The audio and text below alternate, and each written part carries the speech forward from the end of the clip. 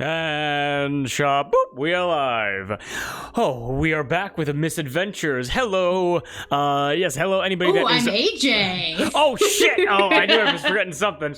Hold on. Psych, it's AJ's big day. Hold on one sec. Hello, my name is Kate. I'll be performing the role of AJ. Beep, boop, pop. Okay. Let me go Murder. in here. I should be able to do... Must attach new limbs. AJ's big day without Nico.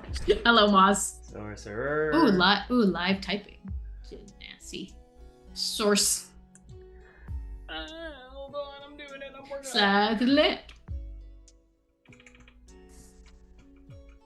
Does that fit? Is that visible? No, I gotta make it a little bit smaller. No, Hold slide on. to the left.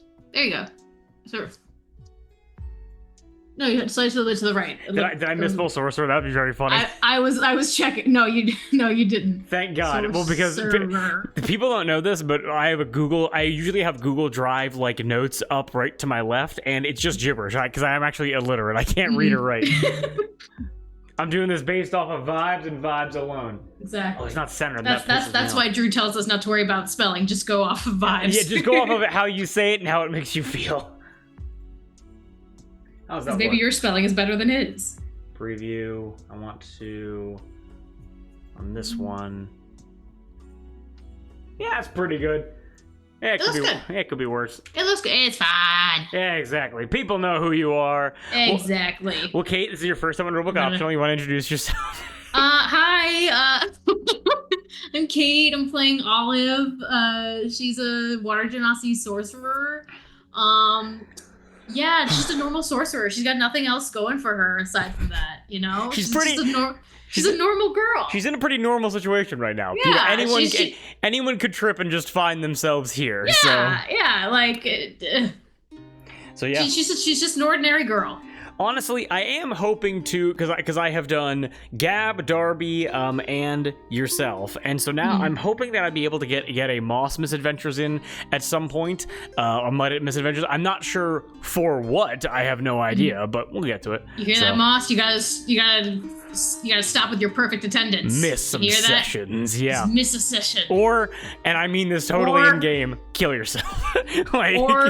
Exactly, yeah. Or just have your character die. Yeah, exactly. It's quite simple. Also, hi Darby. Hello, Darby, and hello anybody else that happens to join. We're just about to hop in. Whoa! Whoa! Hey, how did we get here? Mud's died what 3 times now? What's a fourth? But yeah, is there anything else we want to go over before we hop in? What murder? No, I'm excited to do this. Okay, you ready to rock? Sorry, my dice rolled like dog shit last time, so we had to do this. Well, hey, you basically pulled out the nuclear option, and it was like, okay, whew, let's talk about it. Okay, but with that, want to play some D&D? Yeah. Okay, want to hop right in? Yeah. Florb. Give me a second. We had dinner, no walk, so my stomach is working through some stuff. You had a sody. I did have a sody pop. Thank you, Darby. But with that, how about a deep and cleansing breath before we begin? Sound good? Please. All right. Then, if you will, Kate, please join me.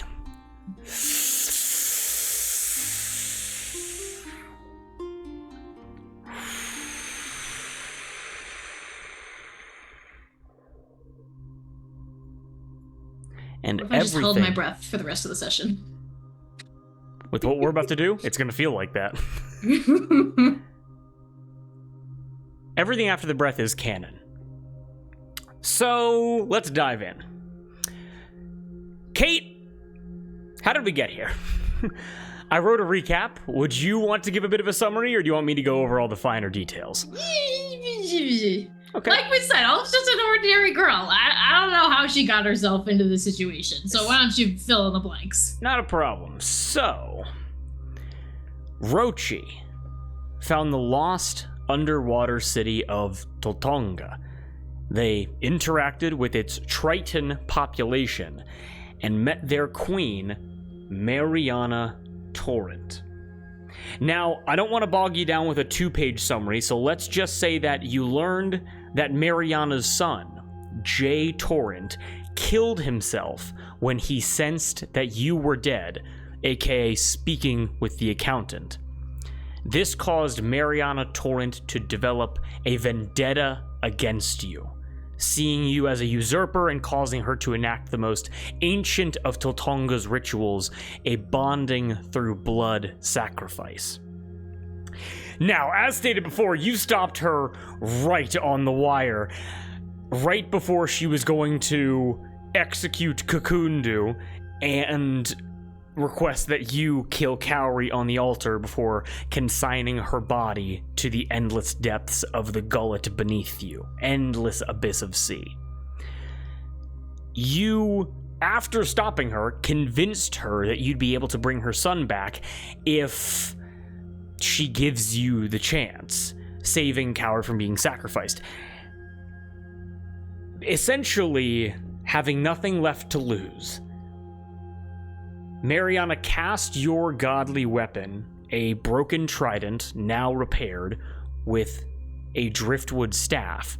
She cast it into the seemingly endless depths of the sea, and then cut her own throat, her soul then being called into Umberlee's embrace.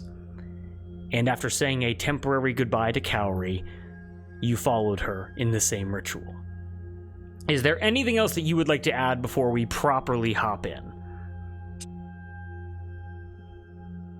Olive's never done anything wrong ever in her life. Preach. Preach.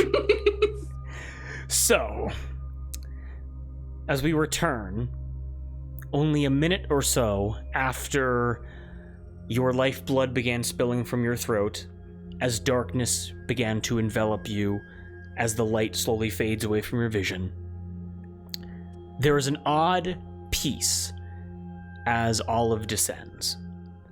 And although your vision goes black, you never seem to lose consciousness as these currents pull you deeper and deeper into the gullet.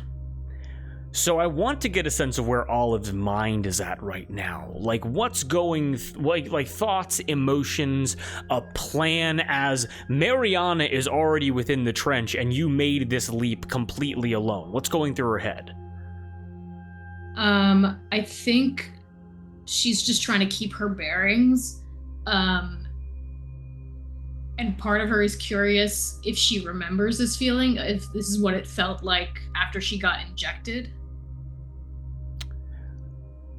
Ooh, a fascinating question.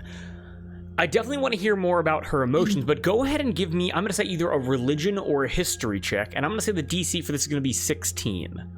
Okay.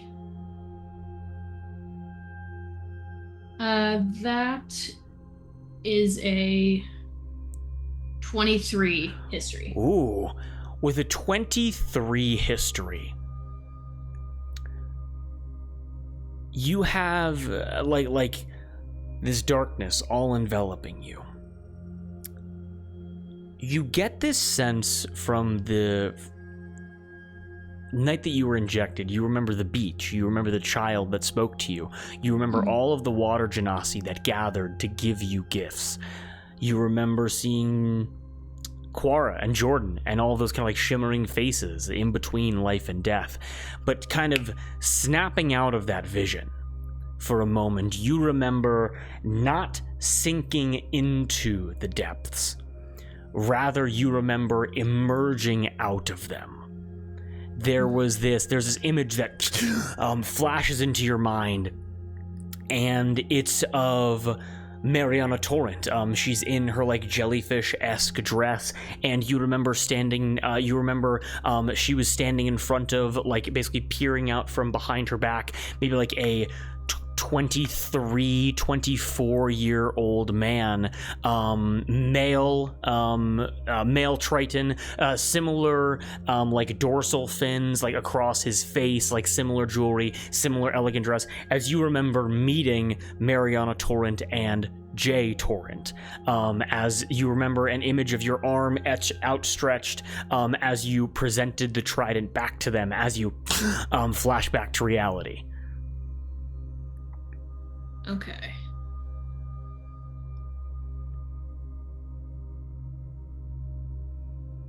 And were any of those features on J also on Kakundu? Or no? So fun fact, no one has seen Kakundu's face in this game so far. All of the Umberlee monks have had their faces completely covered, skin as well. It's seen that their like Triton lineage was hidden in like some kind of like similar to their name, an ancient rite of passage had to be done, which never was before you got here to see their faces. Okay, but any of the clothing the same? It seemed to be a whole transition. All of the royal clothing was completely different, much more elegant, as it almost appears that the monks of Umberlee, kind of in this ceremony of being brought back, subscribe to such like an ancient tradition of like, I shall hide my face unless beneath the waves, I shall hide my name unless spoken in the crashing of waves, things of that nature. Make sense? Yeah.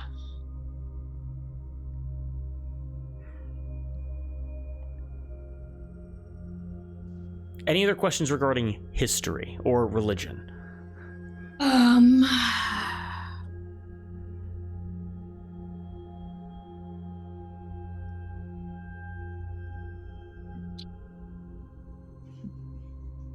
Based on the limited experience with Umberlee and the knowledge that I've amassed so far, is there any sense I have about what's waiting for me? Or what lies ahead? A religion check, definitely. Okay.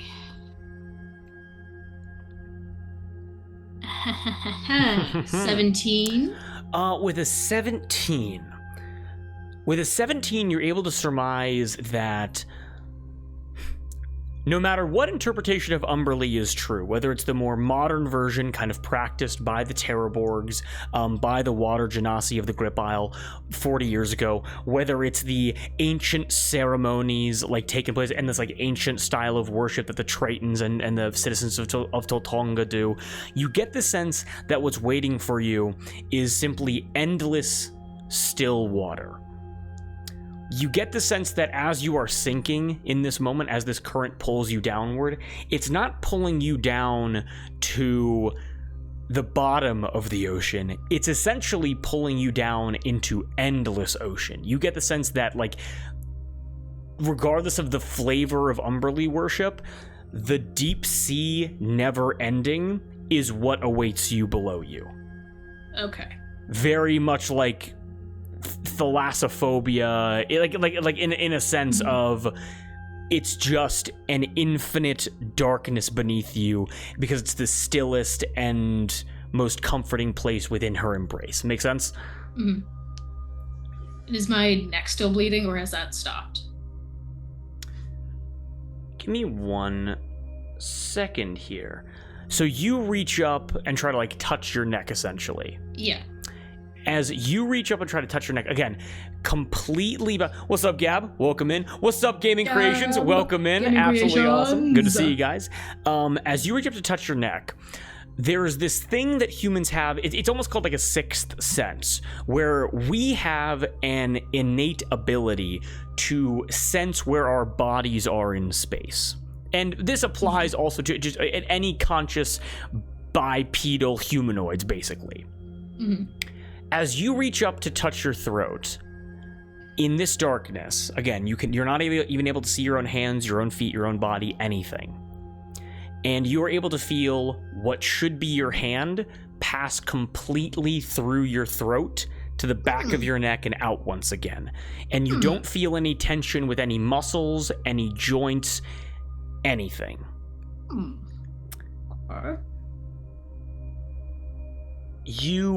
And I'll just make this very clear right now. You don't get the sense that you are within your physical form in this moment. Some part of you has become one with the sea, wholly and totally. and you get the sense that in this moment, with the ritual you took place in, this chasm has claimed you. Make sense? Mm-hmm. Okay. So with that, emotions. Where's Olive at?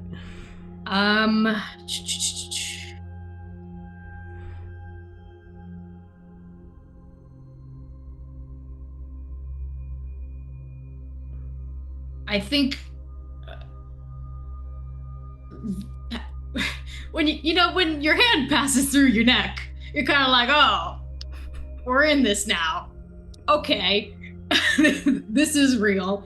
And so I think desperation has set in, where it's like, okay, we are on a ticking clock. I saved Cowrie at the behest of myself.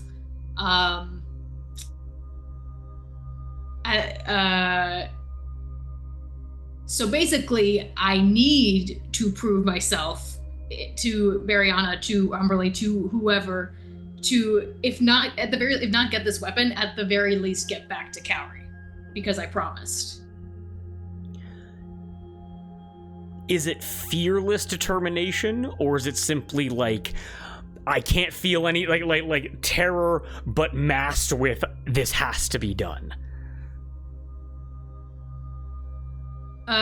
Yeah, I think she'd be lying if she said she wasn't afraid. It's definitely a tunnel vision, focus on the goal,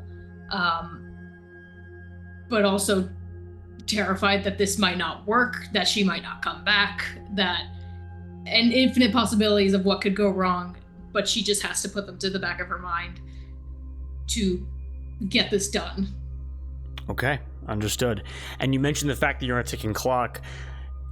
There definitely has to be a sense of belief having done this. Maybe not in Umberlee, but in the fact that you can get this done, because you realize that in this darkness, in this, like, as your soul and your consciousness is now existing in this still water, inky, black, oceanic space, you get the sense that you have no concept of time down here.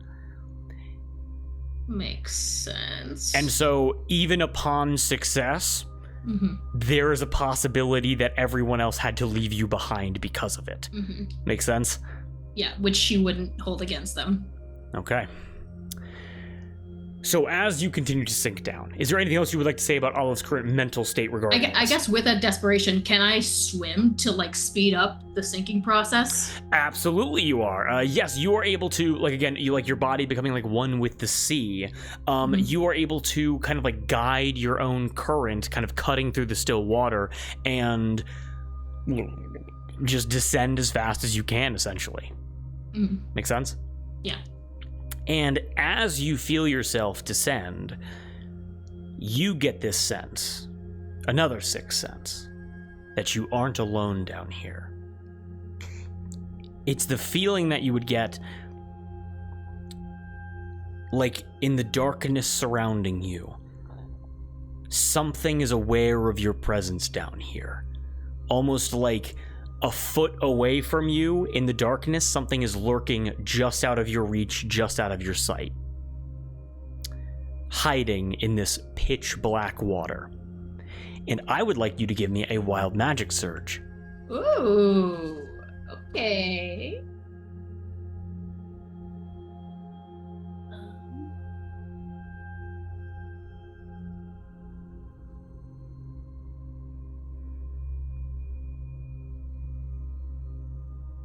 Sorry, this dice is... You are all good. So I'm just picking a number. 54. 54.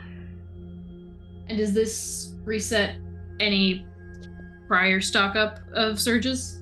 Or no? Not yet. Okay. No. We'll get to that later. Okay.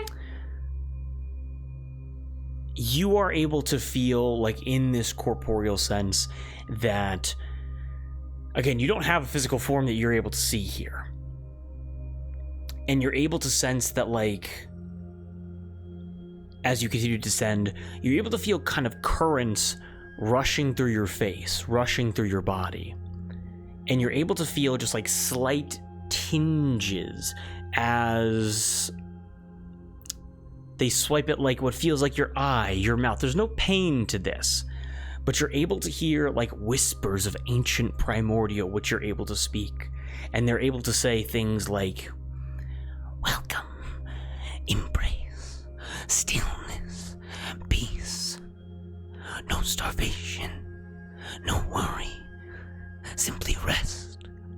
As you get the sense that in this moment, as you are descending as fast as you can, almost in defiance of this still water, something has been taken away from you. We will get to what that is when you have your physical form once again. Okay. But all around you, not clawing at you, not aggressively, just trying to slow you down, trying to impede you, trying to bring back this stillness, you were able to feel the souls of Tritons. Tens of thousands of them that have died from any number of causes. Their souls in this afterlife floating endlessly in Umberlee's embrace. And there is perhaps peace, perhaps horror, to know that whether you worship Umberlee or you were sacrificed in worship, your soul is cast down here regardless.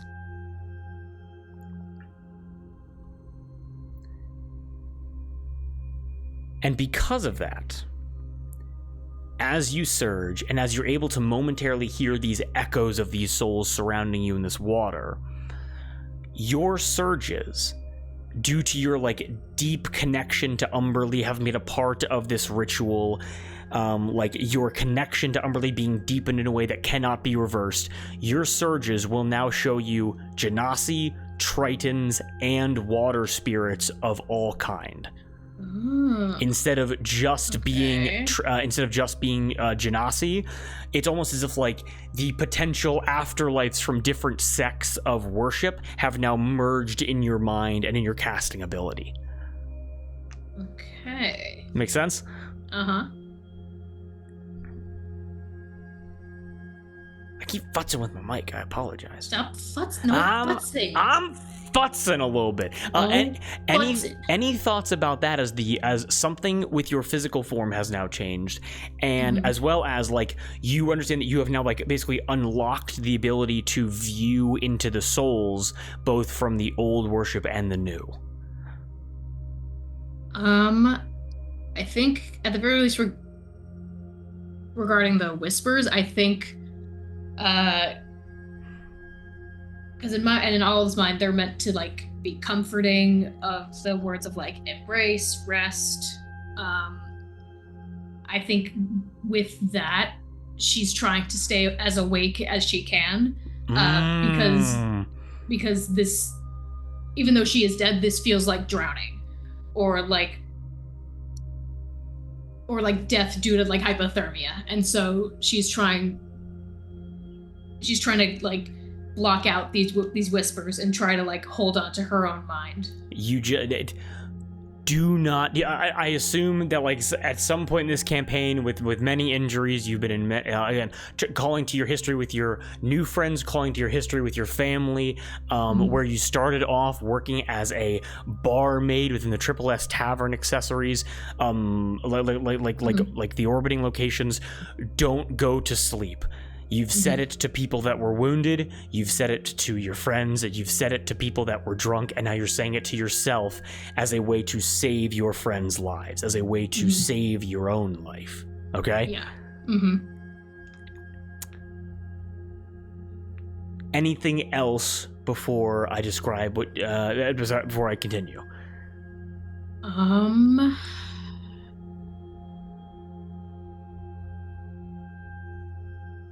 Have I seen any water spirits yet? With this intense darkness, you give me a history check, actually. 1 sec. History, you say? Yeah. You can't see any right now. It's a 9. Oh, with the 9, no, you haven't seen any, none that pop into your mind. You can't remember seeing any water spirits, and you can't see any right now. Okay. Make sense? Mm-hmm. And just for the physical sensation of being, like, just without a body, essentially, you don't feel the cold, the shock, the pressure of this water before. It's almost like a full body hug, like a weighted blanket wrapped around you, the pressure now being comforting. Okay? Again, don't go to sleep. Yeah, she's trying to, like, rip that blanket off. Okay, got it. And in your determination, swimming downward as fast as you can, you are able to see, kind of gazing into the darkness underneath you. It's almost like the bulb of a lighthouse, or some kind of beacon, as you can see a faint green glow even deeper into the sea. And again, not like you, like whether you're in a physical space anymore, you definitely are not, because there's no rock walls, there's no sand, there's no bottom, but all there is dark water and a green beacon underneath you. Okay? What do you do? I beeline it for that beacon. Okay, beelining for that beacon. I'm gonna change the music real quick.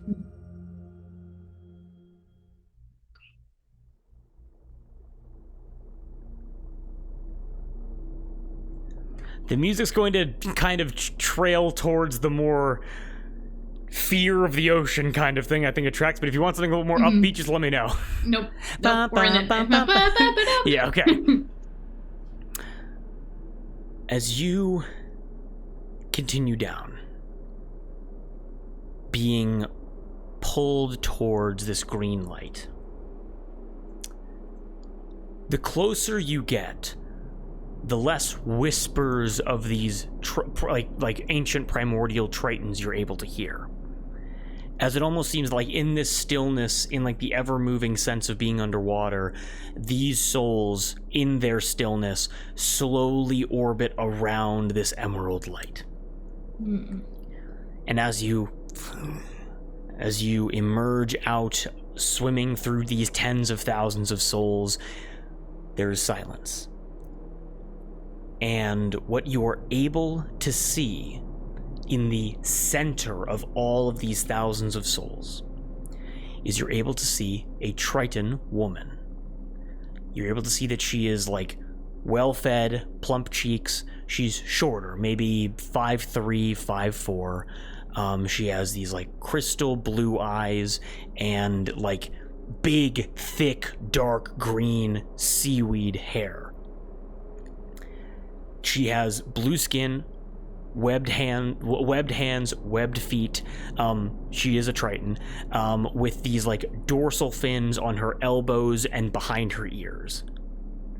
And you're able to see that her clothing is ancient, even more so what you've seen in Toltonga. She wears a plain white cloth dress covered with a shoulder cloak of, they look like ivory spindles of some kind. But you realize that like it's not ivory from like elephants or loxodon. These are the teeth and needles of deep sea predators like eels and anglerfish that she's wearing as a cloak. And she floats in the water, relaxed, almost like in like a sitting position, with the once broken, now repaired trident across her lap. And go ahead and give me a quick nature or perception check. Nature or perception? Box don't count.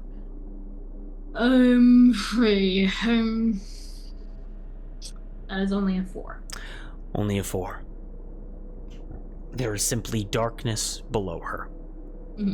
Perhaps more souls, perhaps just more chasm, if you are even in a chasm anymore. As you are able to see this girl floating in the water, what do you do? Um, I rush to clear the distance, and I give her like maybe 5 feet. But I approach her and I say, I need that. She looks up at you. She takes the trident, and you see like her hips come forward, her legs go back as like, chest forward to you. She, like a mastery of the water, she looks to you and she says, I expect that you'll have it back soon. Is that what you wish? I'm also saying this in ancient primordial, by the way. Can I speak? So she can hear you right now. Yeah, I will say that you are able to hear your own voice. Whether it's you speaking or whether it's you thinking, you can't tell. But she clearly she's able to communicate with you. Okay. Yes, that is what I wish. Well, this is very unorthodox, very unexpected, a breaking of the mold, certainly, but I would expect nothing less from someone willing to dive in with both feet, pardon the pun. It's been a very unexpected day, if you will, so if you wouldn't mind going along with it. She floats for a moment and says, Olive, before I am inclined to give anything to you, I feel it would only be appropriate to conversate, to break the stillness between us.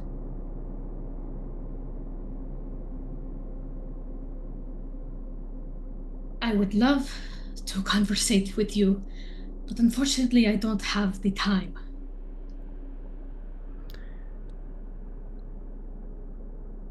Time in this moment should not be of any concern. And I say that not out of generosity, but because if I do not deem you worthy of surfacing once again, you will spend eons down here in the blink of an eye.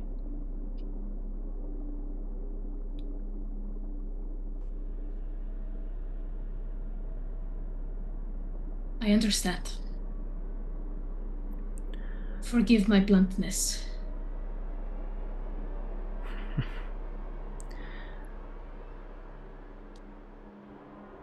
Your bluntness is surprising, and it is welcome.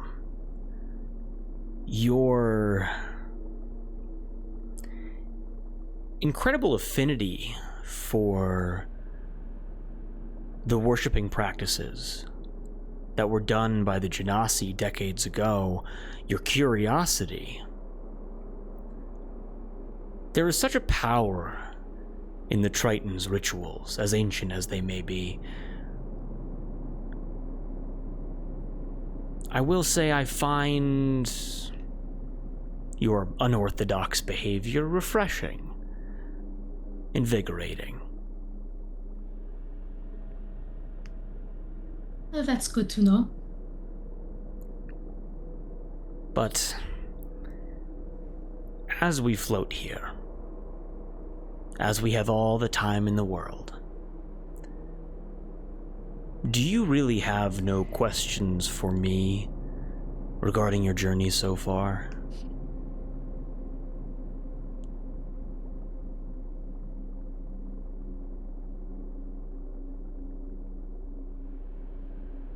You know my name, so you must be Umberlee.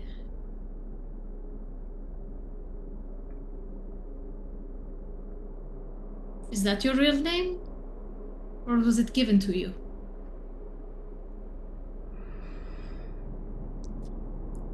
What a cool question to ask. Are you asking her a chicken and the egg question? Yeah. Well, also because since her monks hide their own names. I wouldn't be surprised if she hit hers. She looks to you and says,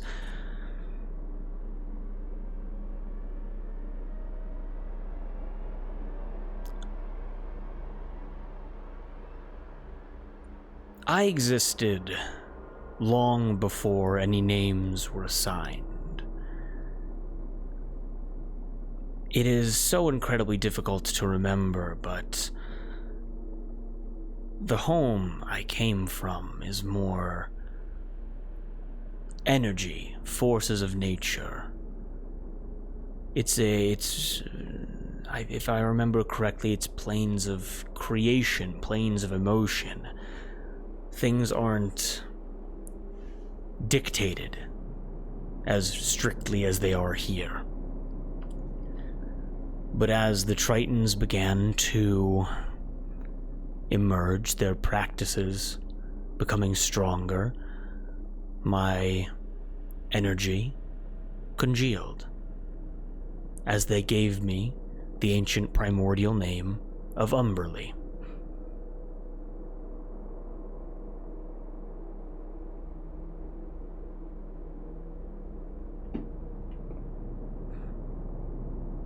Do you like being called that, or you prefer to be called something else? It is a name that I have had for all of my consciousness. Upon coming to this plane, I will say that it is not the name of the form that I take now. The last time we spoke, I was that child on the beach. A connection to you, to make you feel at ease, but I figured that this form, one with similarities to yourself, may work best to discuss things of more seriousness.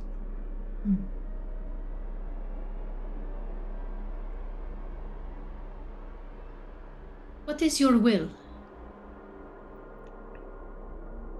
I've heard conflicting stories. There are the old ways and the new ways, but since I have you here, which is yours?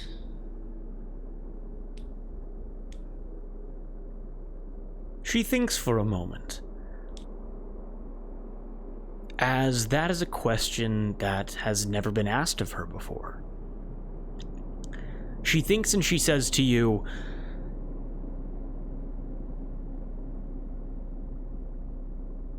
I believe my will, my motivations, my wants are tumultuous. They are ever-changing.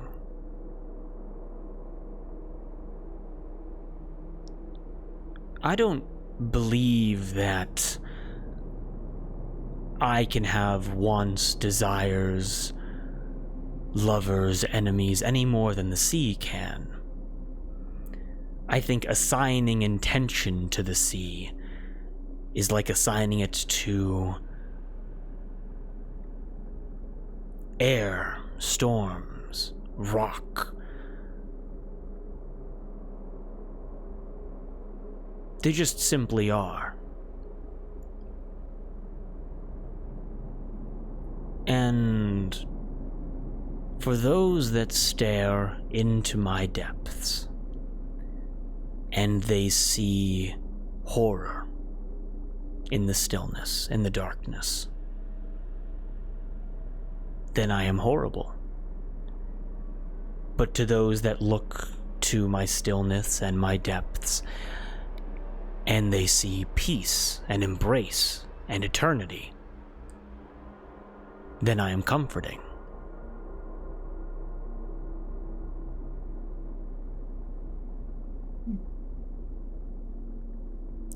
But do not be confused. The delivery of souls into my embrace, whether willing or otherwise, I will never be opposed to.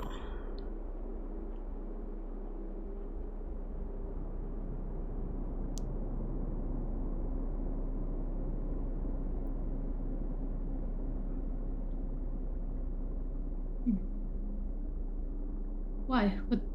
What do you need them for?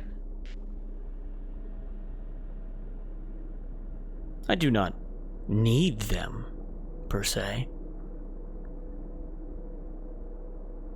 I believe it completes the Great Circle for the first creatures to ever emerge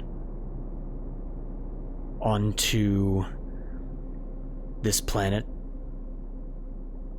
They did not simply spawn onto land out of nothing. Rather, creatures of the sea, the deep sea, adapted over millennia, tens of thousands, hundreds of thousands of years, until coagulating into a form such as you see here. Now, of course, those that diverged, that changed into becoming adept at climbing mountains or swinging from vines from tree to tree, everyone must understand their roots. And so I welcome any soul that wishes to return to the place where, at one time, they emerged from.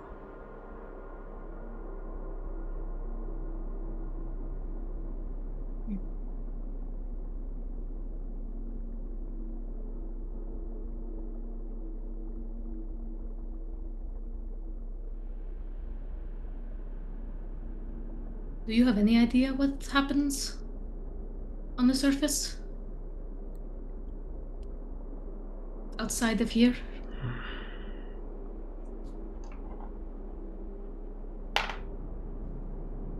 That was a nat 20.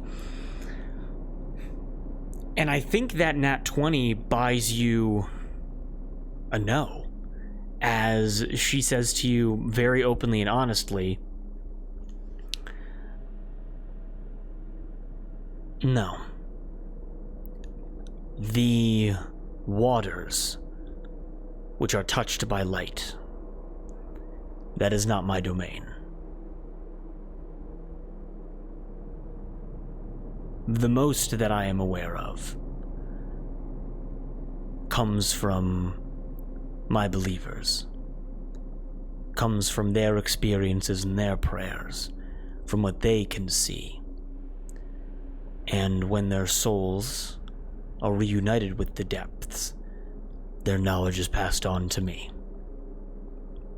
So I am aware of geography, I am aware of topology, but I know nothing of the surface beyond what I understood from the most recent Umberlee worshipper to pass away.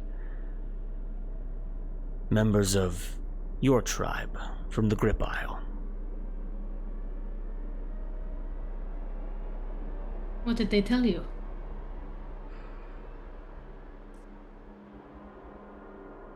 There was a great slaughtering.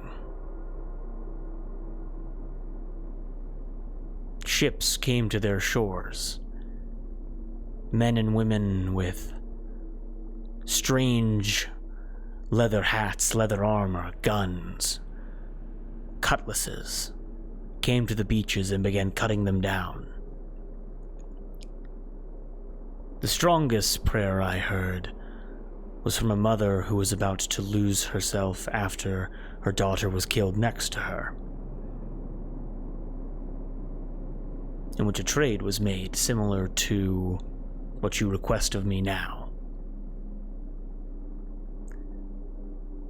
But after I extended my graces to her, her daughter, and their crew, the worship of your tribe concluded, and I know nothing else beyond that moment in time. They believed that you sent the slaughter. That it was your fault. That all of their friends and family and neighbors died.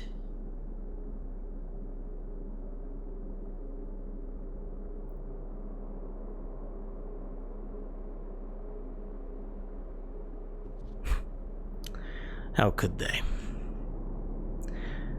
I guess it is so common when things happen randomly to blame those that are within power.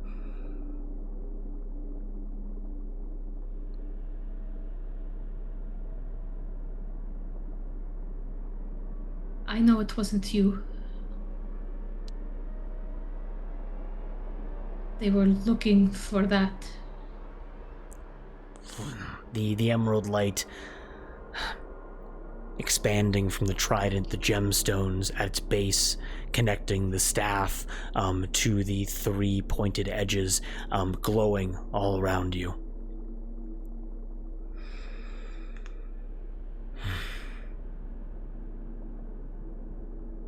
They wish to steal this. They did.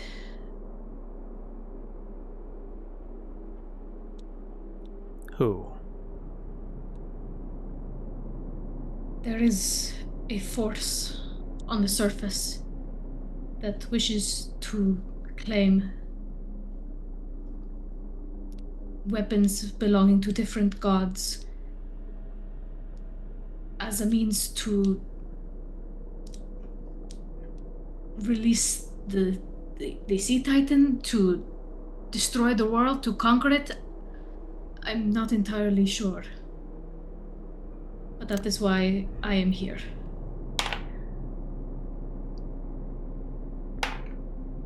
She looks at you, and you're able to watch her go. As you mention the plans of the slavers, at least what you've been able to piece together so far, and she winces and goes, why? And it almost looks like that fog that she mentioned, the lack of memory, it is cut through by a sharp, painful remembrance. As she goes, awaken the Titan. Why?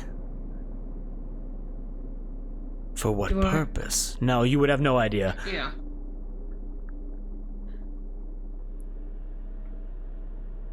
I don't know, and I also don't know what will happen if I am worthy of this. If my friends and I are successful and we obtain these weapons, if we will enact the same goal they intend.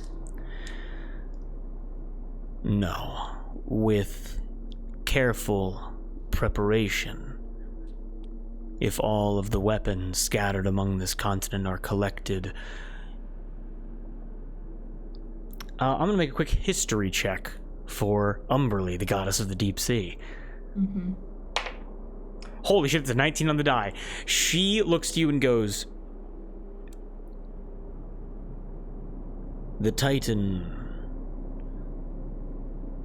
that battle, comrades fell alongside me. Unwinnable. Without complete sacrifice.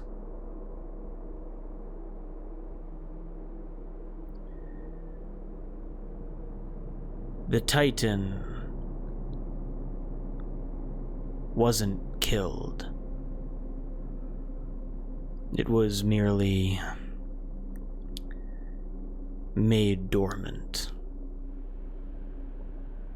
Different aspects of its body, of its emotions, of its abilities, kept in place by those weapons.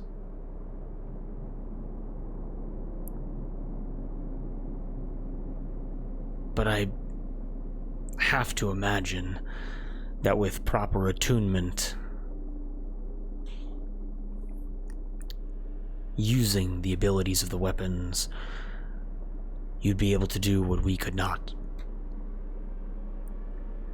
You'd be able to lay the Titan to rest. Ensure that it could never awaken. And rip control of the sea away from me once again.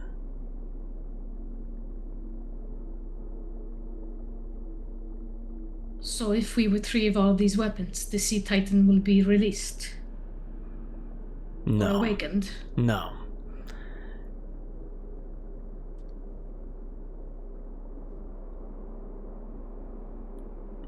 That is what confuses me.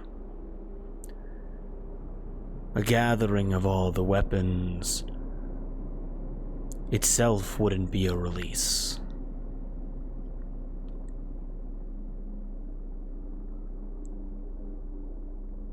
She thinks for a moment.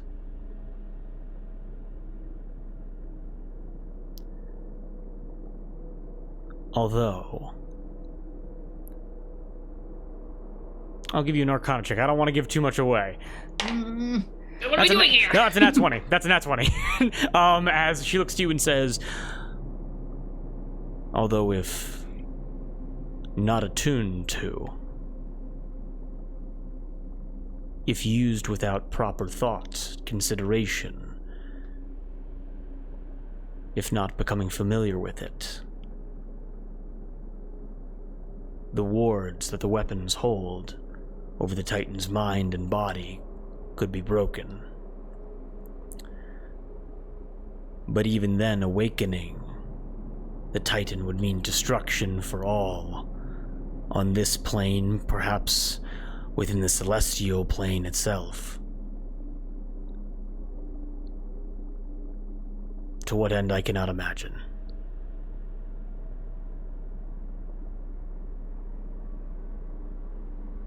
So if the weapons are used properly, how would we defeat it? How would we defeat it without awakening it and ensuring mass destruction?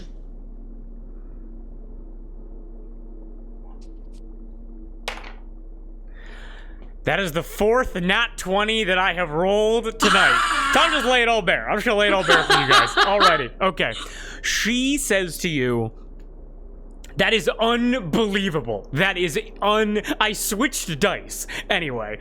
I don't care. She looks to it's like, babe, you can do whatever you want. You're gonna give me the information though. So yeah. She looks to you and she says,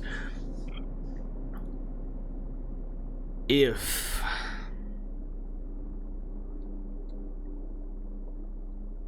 like another painful memory cuts into her mind, bringing itself to the front of her thought, as she says, in the great battle,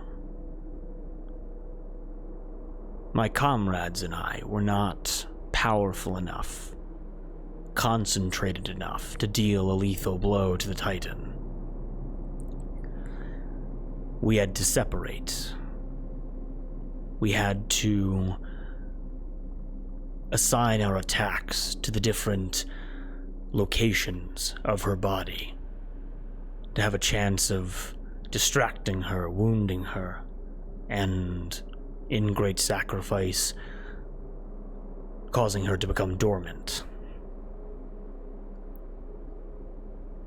In my final assault, summoning the power of the sea, which she believed she commanded on this planet, I cast myself into her mouth. And she holds up the trident with this.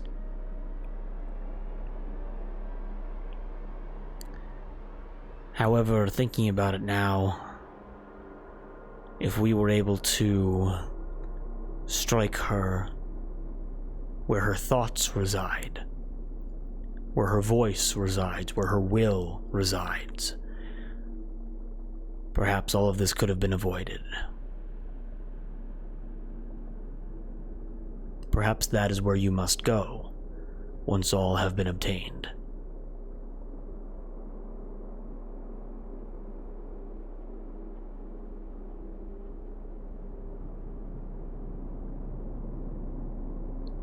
If I'm right, that place is known as the Mop. And according to an old treasure map, there is a weapon there.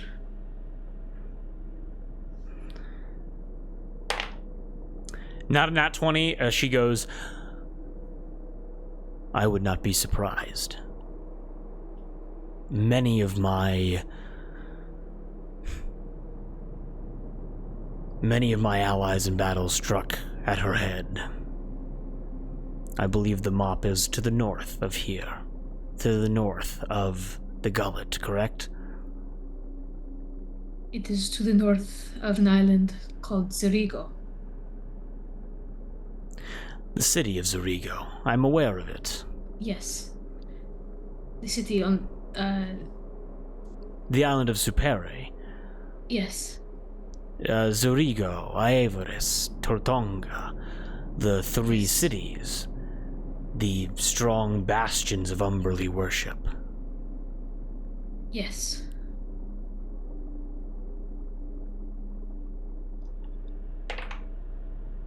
And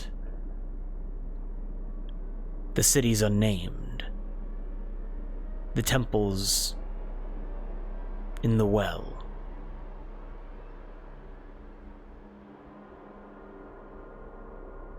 Cities unnamed. Yes. The Love Temple, the Wealth Temple, and the... Yes, the temple names themselves. The Love Temple, the... And the Feast Temple. Feast Temple, and the Wealth Temple. But the city never completed, the city never named before the Great Dive commenced.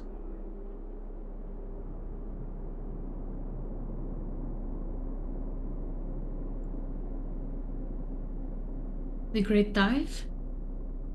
When Toltonga was cast into the sea by one of this form's, and she gestures to her Triton woman form and goes, one of this form's descendants and one of your ancestors. Zircon Terraborg. Zircon Terraborg, yes. Who was she?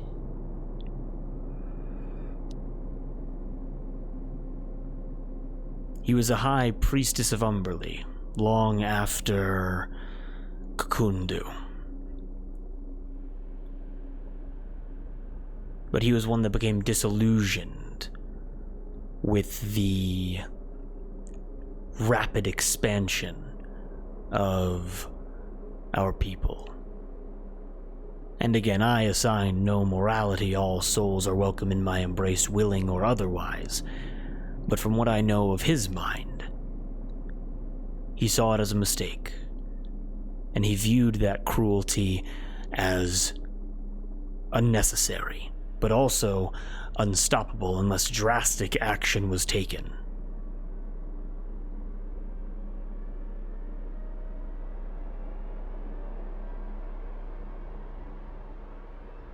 Did he break the trident? He did. Yes. Him and his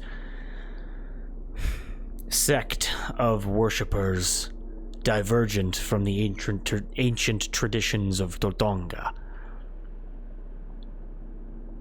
It was through a magical ceremony that they were not only able to destroy the trident, but were also able to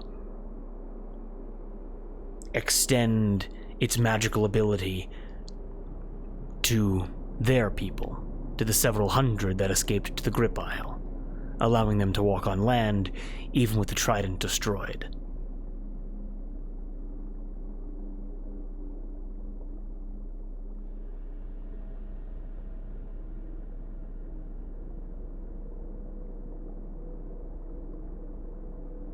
All makes sense? All clear? Yeah, yes. Okay. His troop, was that Warren and no. Warren, Latrulin, Kakundu. Warren being alive at the same time as Zurkon, Latrulin 100 years before that, Kakundu hundreds of years before that.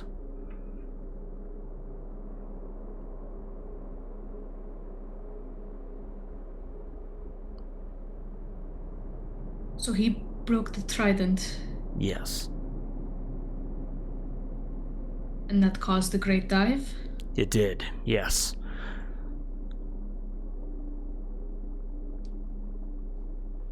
Who was the first? The one who caused the city to rise the first time. Yes. You stare at her. Emerald Terraborg.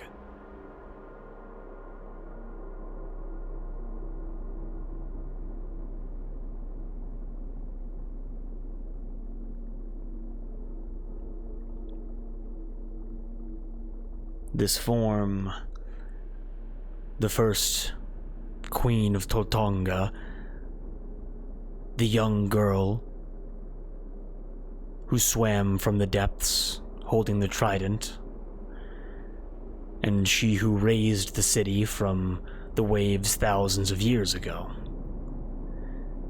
A fitting form to converse with Olivine Terraborg, the destined queen of Tortonga, and perhaps she who will raise the city from the depths once again.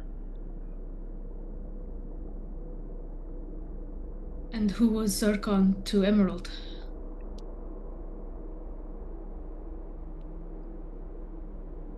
A relative hundreds of years removed.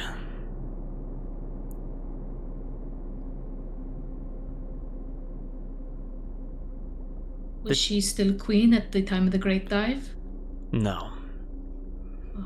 There were many hundreds of years, perhaps a millennia, maybe more, in between Emerald raising the city and Zurkon plunging it beneath the waves. These great temples, these cities of Superi, of Trum, within the well, as you mentioned, these were not raised through instantaneous magical means for these Tritons to become accustomed to organizing, to properly using the populations of these places to raise rock from the earth, to construct it high, to build such great empires. Took many hundreds of years.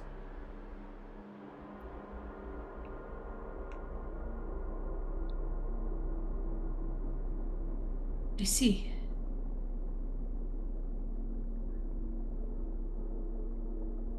Is that why you chose me?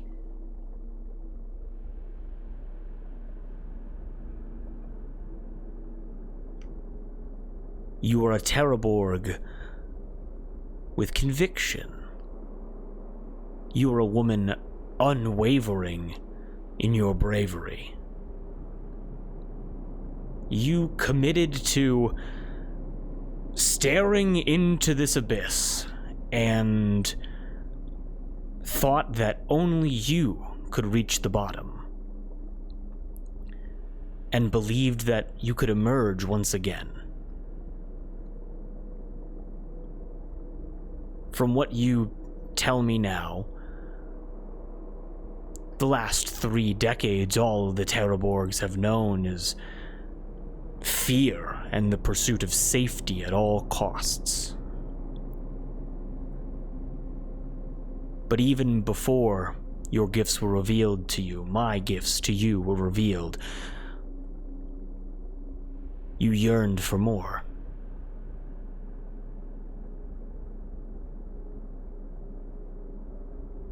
If your knowledge comes from your believers, how do you know that? How do you know of my family's fear? You mentioned it yourself. They believed that the slaver ships were sent. You mentioned this is me just stuttering, just trying to get the information right in my head. This isn't like her fucking up. You mentioned that they cast their beliefs aside, for I felt it myself. Not a single Terraborg, not a single water genasi above the waves has come into my embrace since the attack that you yourself had mentioned mere minutes ago.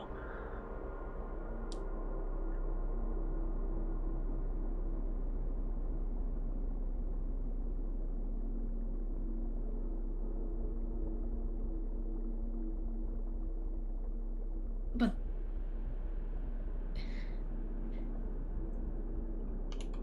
before all that, when we last spoke, did you only choose me because of my name?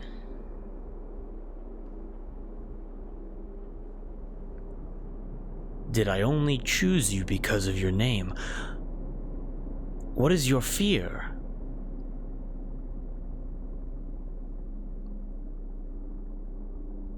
That I will die in my family's shadow.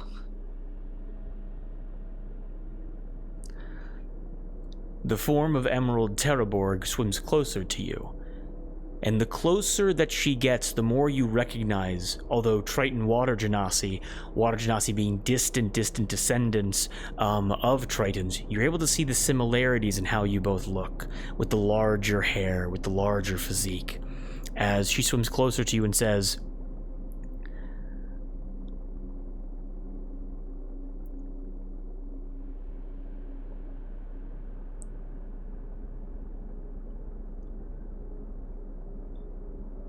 when the trident was repaired and returned to this city,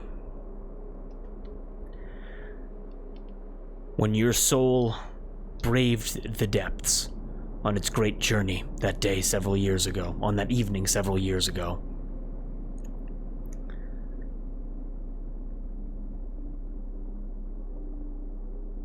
I was able to sense your thoughts, your emotions, everything that was swirling within your mind at the time.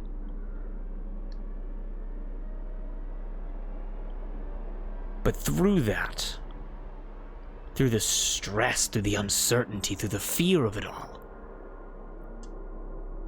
there was a stillness. And perhaps I am mistaken, but I recognize that stillness to be your determination. Because you were educated in fear for so long. Yet in your experiences, yet in your heart, whether or not spoken into the world above, you committed yourself to more. You yearned for more. There were Terraborgs that wanted to shift belief in Umberlee.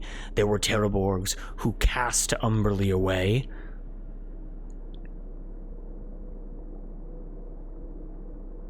Why did I choose you, Olivine? It is because you are no slave to tradition. You do not consign yourself to the belief of your ancestors from 1,000, 2,000 years ago. You don't consign yourself to the belief of the form that is swimming before you right now. You do not consign yourself to the belief of even your parents or your siblings. You alone choose. You alone decides what is correct.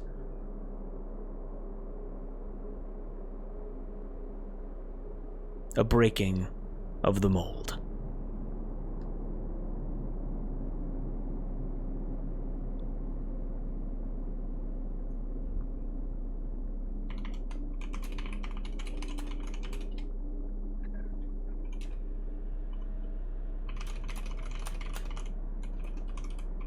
Have I made you proud?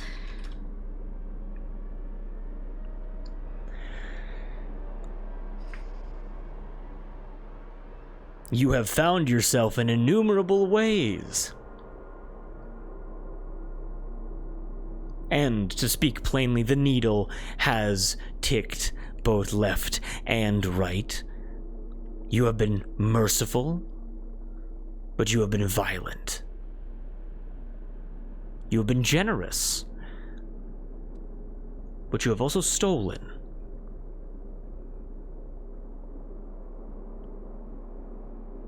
And perhaps it's the novelty of it all, but I can appreciate the change. It isn't uncertainty. Perhaps it is simply... Perhaps it is. Perhaps there is no one set ideology which you assign to yourself, one morality to which you assign yourself. Perhaps you simply are. There is no better person to represent the sea.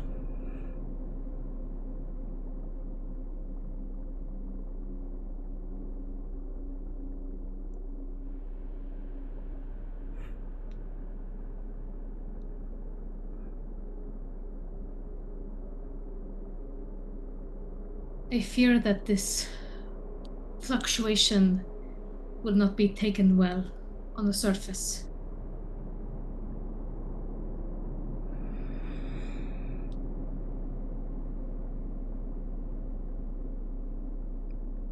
Shifting our focus back to the surface. Back to your goal that was on your mind as you came to discuss things with me.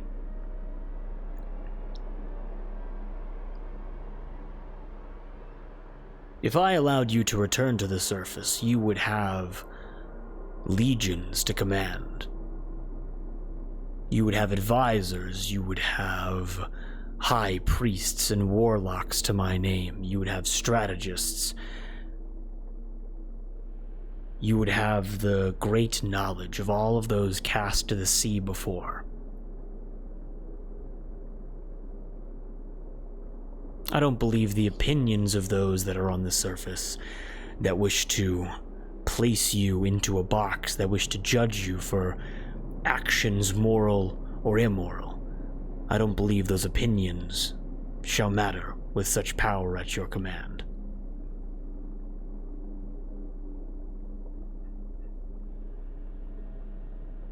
But what if there are some opinions that do matter?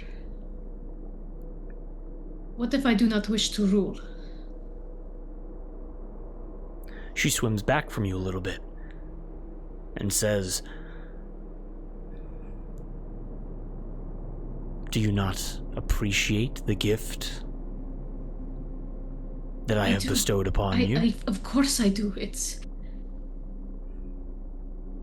been everything to me.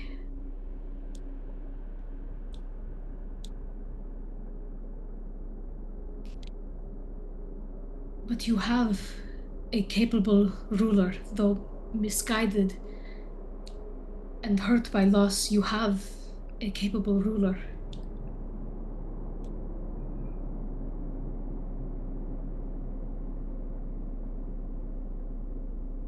She thinks for a moment.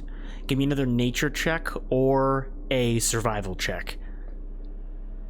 As Emerald swims away from you momentarily, and says, "Would you want Mariana to join us in this conversation? If you wish to be so generous to her?" Yes. What'd you get for your check? 12. 12? Give me 1 second here. As you say that you don't want to rule as this conversation is going on, you are able to sense and something enormous in the darkness underneath Emerald, like in this like liminal space. Something enormous moves, agitated in a way, and you are unable to see anything about it. Emerald raises her hand and you are able to see, like, well, maybe not. In this emerald light, you're able to see wisps of water appear, which, like, just ever so faint bubbles kind of trailing around. You're able to see a faint outline of Mariana Torrent. You're able to see her, like, large jellyfish dress. You're able to see, like, the jewelry and the dorsal fins and everything that represented her before she cut her own throat. as her presence is now here with you, as she does her best to, like, even in this like formal state, kneel in the most formal way, being called forth to discuss this with Umberlee.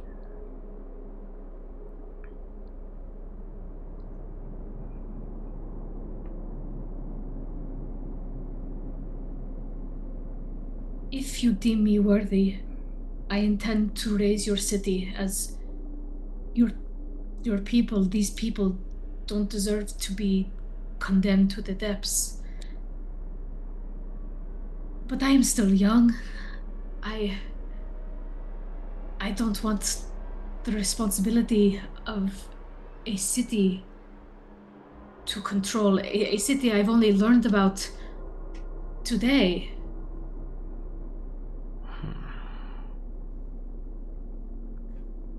There is so much of the world I want to explore.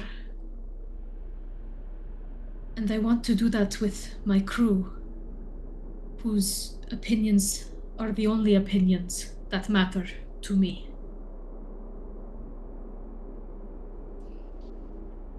Mariana stays in the like bowed, submissive state before Umberlee and will not speak unless directly called upon by you. Sound good? Mm-hmm. As you say that, Umberlee, I'm gonna keep calling her Emerald, looks to you and says, you mention your youth, you mentioned your inexperience. To that I can understand.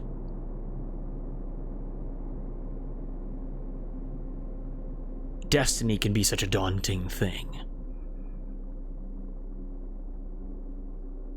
Something that people race away from, try to avoid in every sense of the word. There are some fates that are unavoidable, but perhaps more experience would be needed before proper rule can be passed over to you. Do you wish to begin bargaining for your return to the surface, Olivine?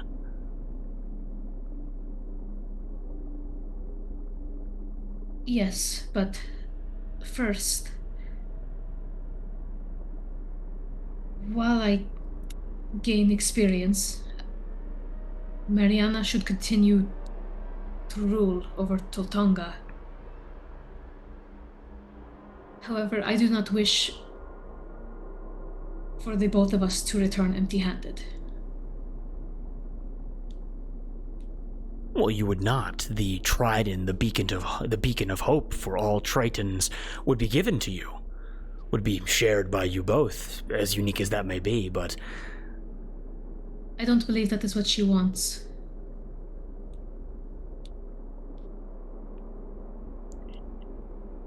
Emerald gestures over to Mariana and says, Jay Torrent, her son. Yes.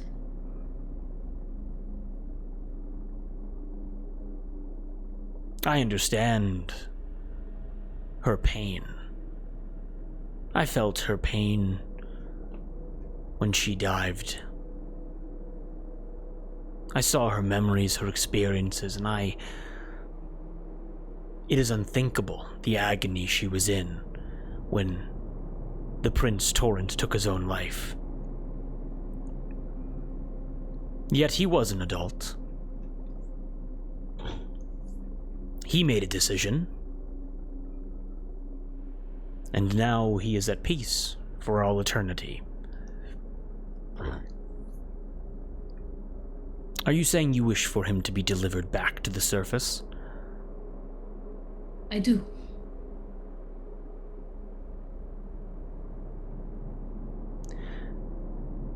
Then, Olivine,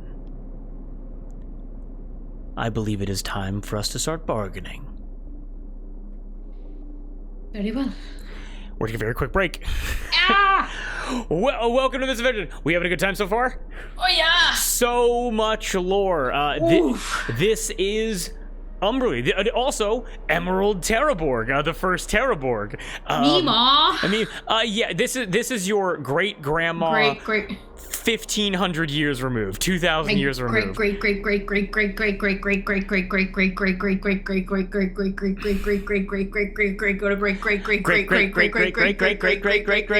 See you guys soon. Great.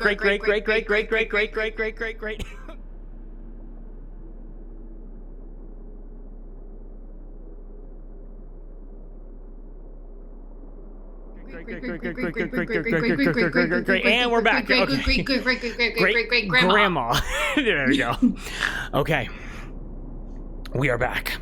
As Olive has begun bargaining with Umberlee, taking the form of her ancient ancestor Emerald Terraborg, with Mariana Torrent having been called into the conversation with her.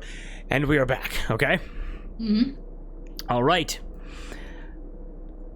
Emerald looks to you and says, let's start in a positive way. I will allow you to return to your body. I will allow Mariana to return to her body. However, Jay Torrent, the prince, that is more difficult, as he does not have the luxury of a form to return to. Now, there will be stipulations for your return to the surface. However, beginning with Jay, well, that is difficult. Both in providing him a vessel to exist in once again, and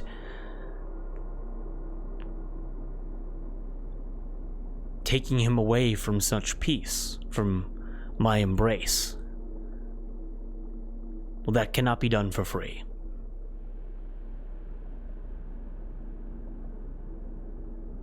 Why not cast Kukundu's soul back to the depths?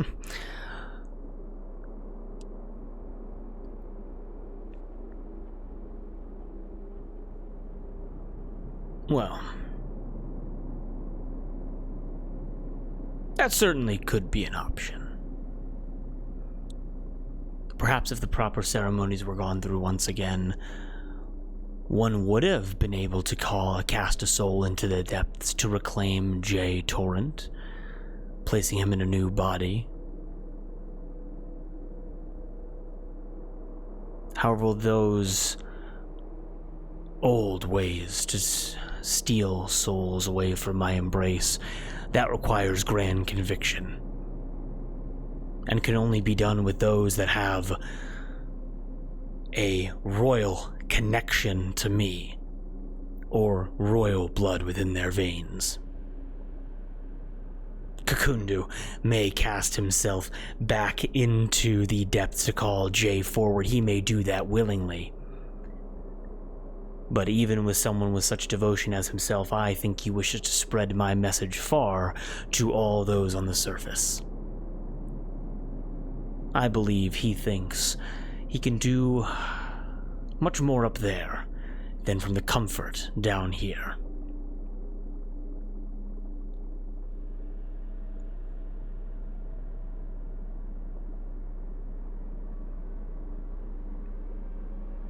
Mariana,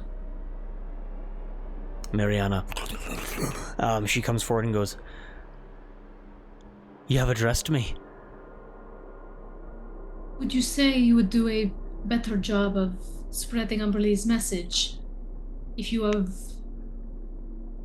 have more a sound mind with your son by your side?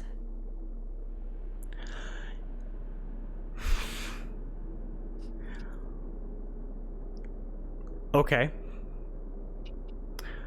Mariana looks to you and immediately understands what you're trying to do and goes, "I think that is safe to say. I don't believe that the agony that has been pressed upon me has allowed me to make rational decisions. And I'm gonna need a persuasion check from you with advantage. No problem. Now, you're trying to persuade a god. Say it. Natural 20!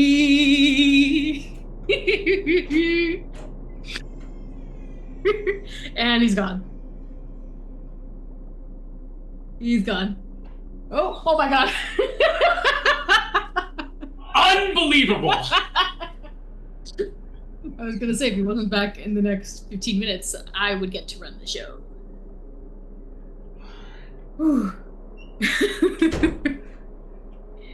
Umberlee's my bitch! It's like you're writing it yourself. What? It's like... No! Umberlee goes... That makes sense.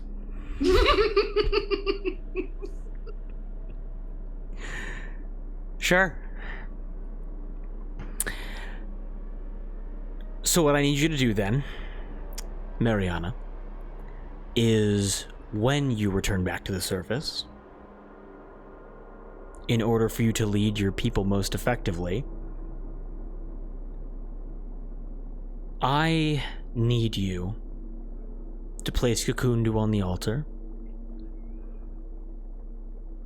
and kill him in accordance with our ancient tradition. And as his body is cast to the depths, his body shall emerge a third time, with the soul of your son returned to it. Mariana, she can't even speak as she goes, thank you. And she looks over to you, Olive, like in this like spiritual form, and goes, as she is in disbelief that just worked, as am I. So I look at her and I say, I told you. Do you believe me now? Yes. She can't even believe it. She is I'm gonna be honest, with that nat 20, Mariana believes in you more than Jay did. You have now converted Mariana to fully believing in you, that you are able to do anything with Umberlee's grace. She is now a follower of yours, okay? Okay. And that is unbelievable. She as like Mariana approaches you very quickly and goes, no, actually, no, sorry, she's still in shock. Mm-hmm. Emerald looks and goes, it is that kind of reasonable attitude which will get you very far in leadership. For the things that are more difficult, would you appreciate if Mariana became your curate of sorts? A spiritual advisor, a political advisor, and a fellow protector of the Trident? If anything, I wish to be her advisor.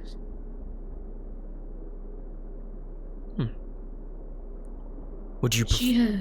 Please. She has led this city for longer than I've been alive. She knows how to rule a city better. I only wish to guide her into how I wish for the Tritons to be led, how I wish for your will to be enacted.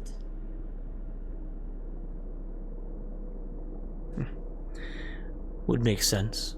Her ruling in your stead until you are ready to come to terms with your assignment. I guess more so, as you mentioned, your crew is so valuable to you, their opinions so valuable to you. Would you wish for her to become a part of it? would you wish for her to experience the things that you experience in a way to have her rulership influenced by your decisions? But then who would rule in her stead? She looks to the depths where that massive force moved underneath her and says, Jay Torrent, obviously. Ah. For they would be connected through the sea. They'd be able to communicate. With Mariana's great power, I will allow her to visit, instead of having to go through so many barriers to visit the city, whether it is through depth or distance. Or perhaps you can lead from afar. There is already a structure from which can be assigned, which can have things operate in status quo as Mariana and or Jay travel alongside you. But if you wish for her to remain domestic, that can be arranged.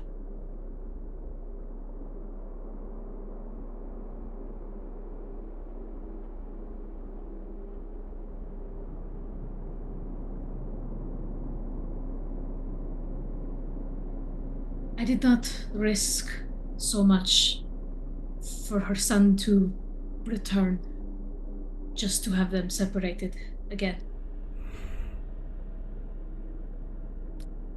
Perhaps in time, if her abilities are needed, I will call upon her, but I wish for her and her son to take this resurrection and spread it to her people as a reminder of hope. A reminder of hope. Generous to think of your people already by giving them the most equipped leadership available to you.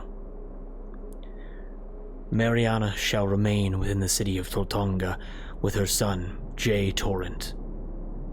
Kakundu shall be once again called into my embrace. However, if you wish for the assistance of Warun, Zircon, or Latrulin, simply touch the sea and pray for their arrival.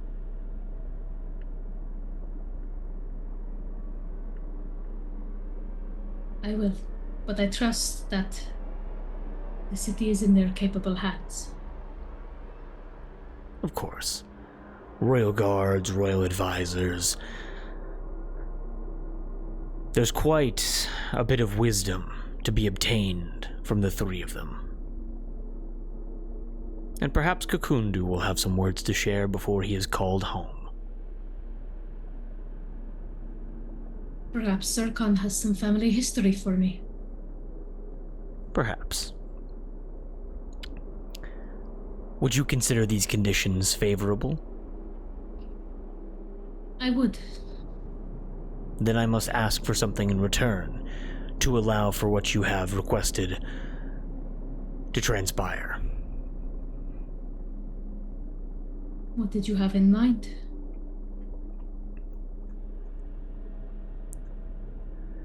Would you wish to hear of the personal? Or, as we discuss kingdoms and rulership, do you wish to hear of the political? Which first? Personal.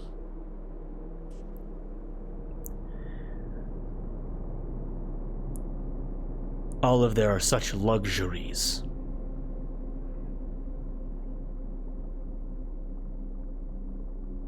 Such liberties that you are taking.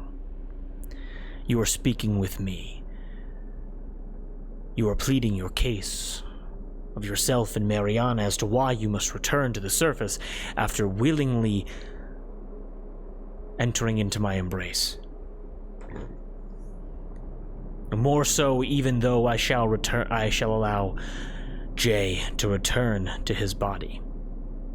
With Kakundu's sacrifice once again, to reverse such a process, it's difficult for me.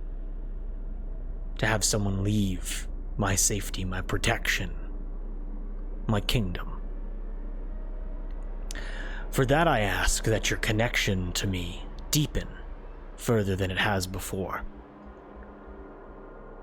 For I understand that now you shall see both Genasi and Triton and Water Spirit alike. Things beautiful, things monstrous, calling upon history of your lineage, of Triton lineage, of the will of the sea.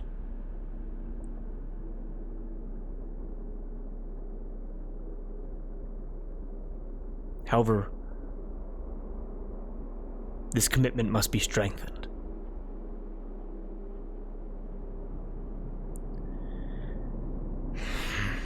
And she thinks for a moment.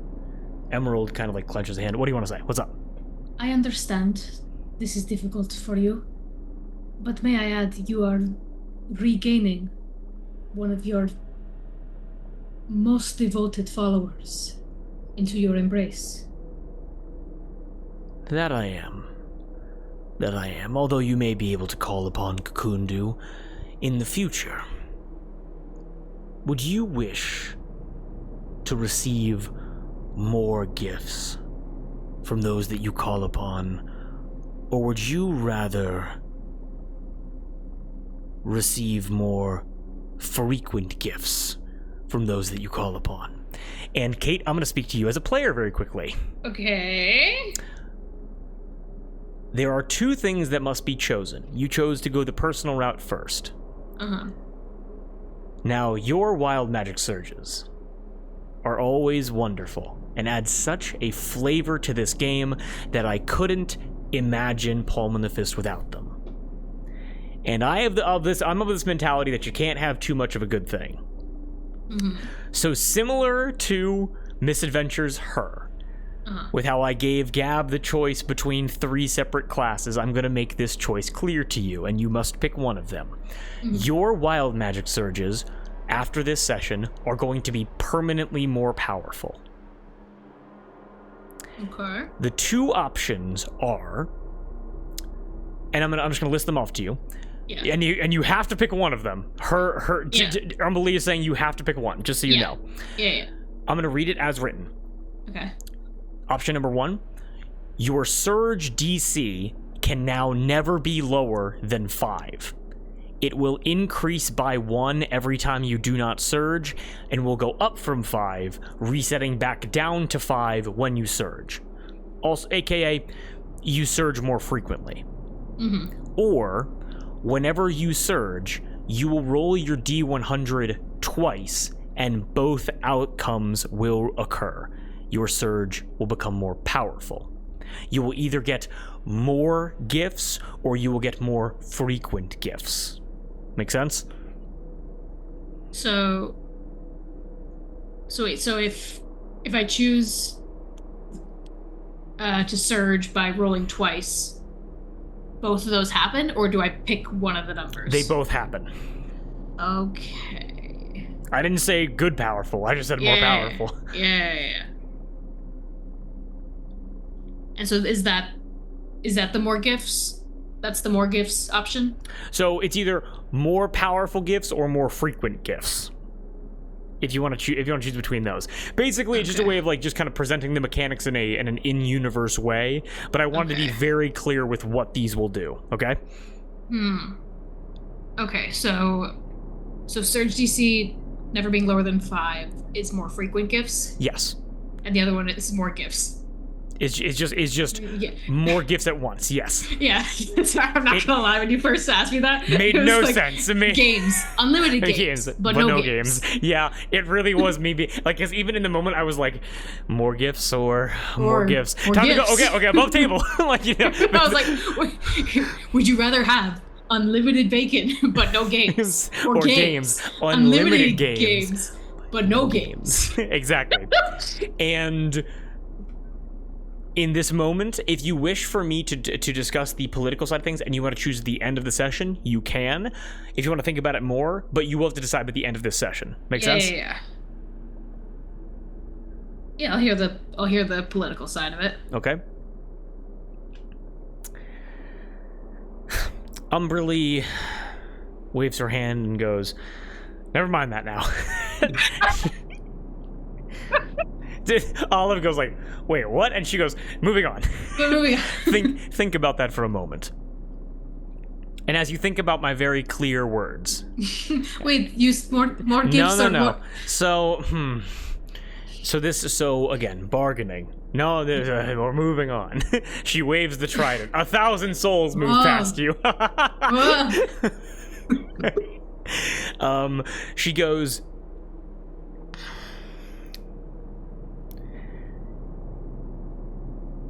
now the return of Jay makes sense. For the clarity of mind of Mariana Torrent so that she may lead most effectively. The return of Mariana and the return of yourself. Two of my most powerful... That's a crazy question to ask in chat. If you're here, vote now.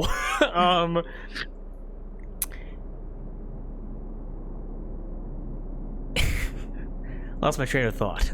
Yeah, the souls shall yell to you, as she says, two of my most powerful devotees. Intentional or unintentional. Moss, that is not an answer.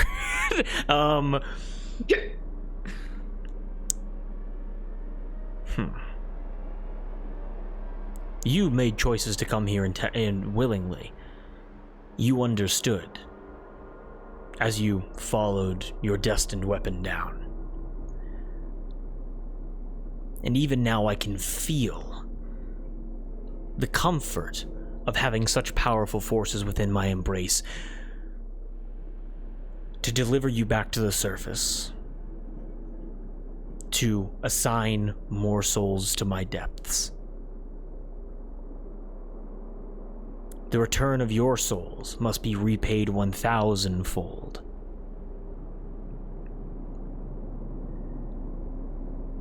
Upon the choosing of one of these options,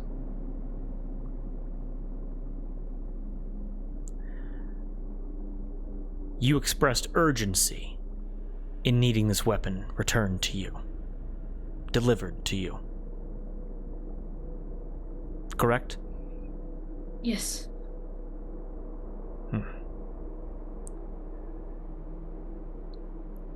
A very powerful soul must be cast to my depths.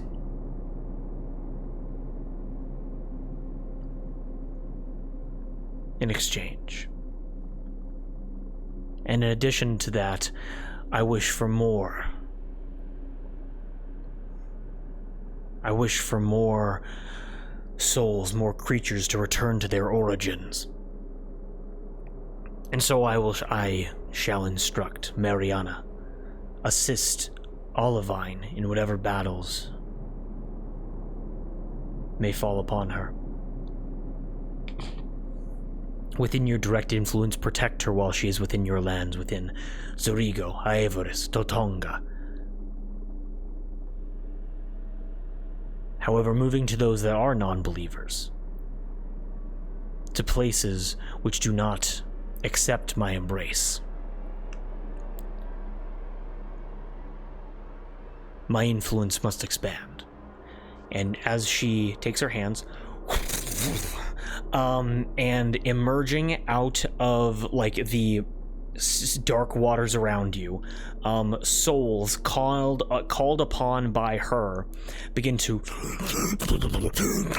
they begin to congeal and morph and shape themselves in the wisps that like made up Mariana. These wisps, again being hundreds of people, begin to like congeal and work together and like work in accessory to each other, and you were able to watch as you're able to watch as a figure like this begins to appear in the water in front of you. You watch as a figure like this begins to appear in front of you. A figure like this, a figure like this, and you're able to watch as a map of the palm and the fist is detailed in front of you, made up of the souls cast into the abyss.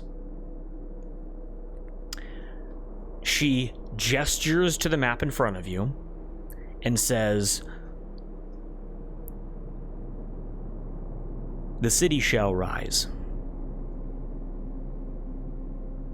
But there are so many above the waves that do not understand my grace and my influence.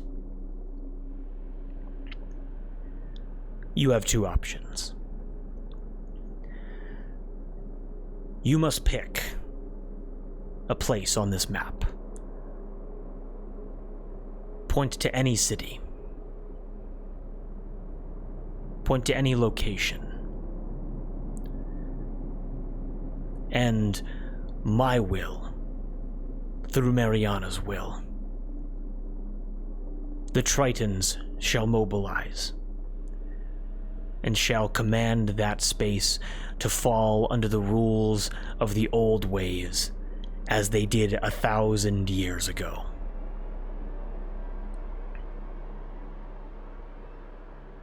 And I shall allow you to decide which place is worthy for all of those to follow whatever you believe their rules should be.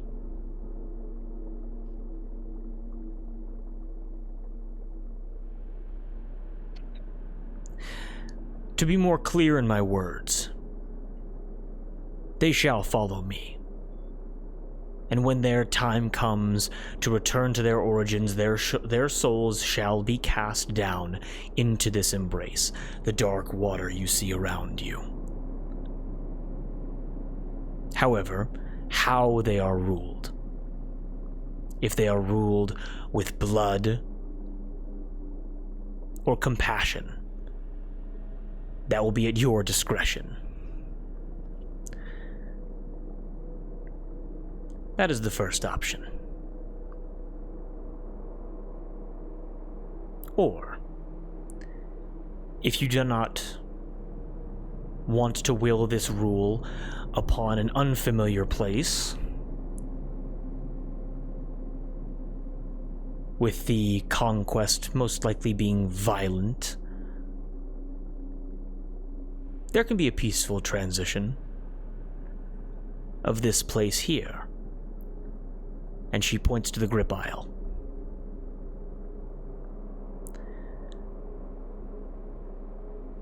I understand that you have disdain for the old ways, the blood rituals, the severity, perhaps even the grotesqueness, if you perceive it as so. Through conquest, these old ways will be demonstrated as they are an excellent way of instructing populations to succumb to rule. However, if you choose the grip aisle, it will be peaceful, and I can guarantee that no blood will be spilt through my will, through Mariana's will, through Jay's, through your own. No water genasi shall be harmed. However, every water genasi of that island, following a more peaceful reign, will fall under my influence once again. Whatever new gods they have taken up shall be cast aside, as they once again appreciate the depths from which they emerged.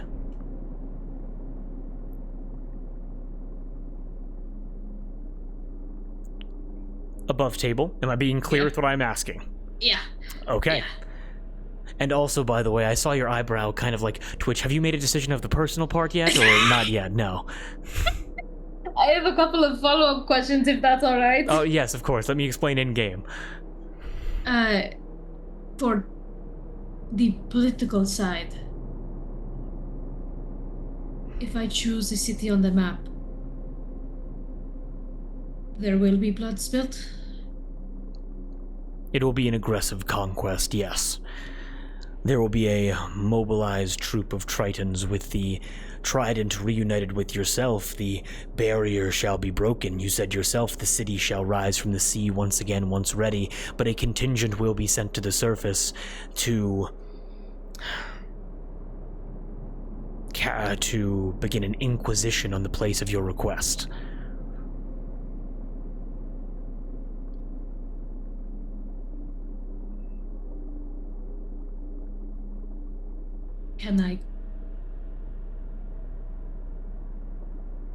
Would I be able to command this inquisition?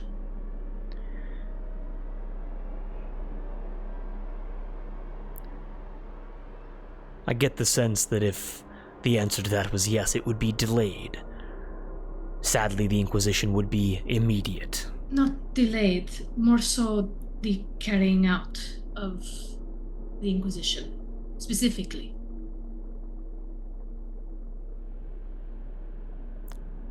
Although the Legion will move unaccompanied by you, if you happen to be traveling to the same location as them, they will follow your commands.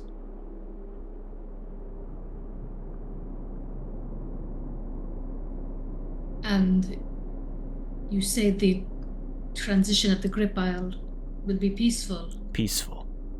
But what if they refuse?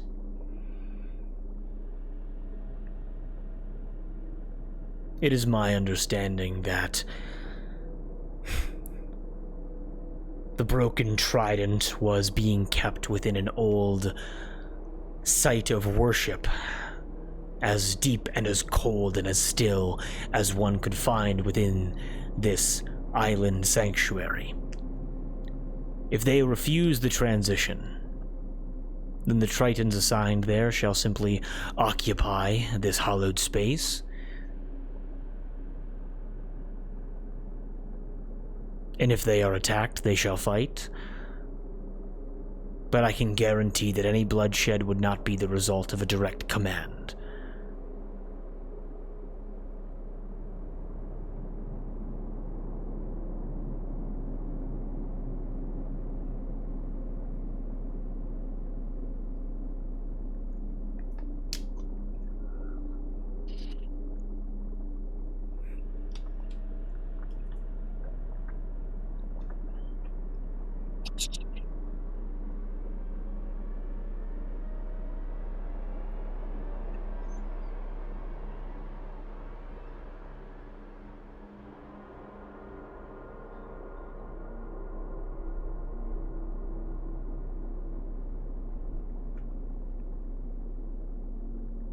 I've made the decision.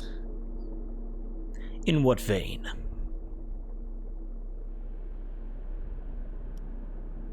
For both. In both veins. I'll first... For the personal...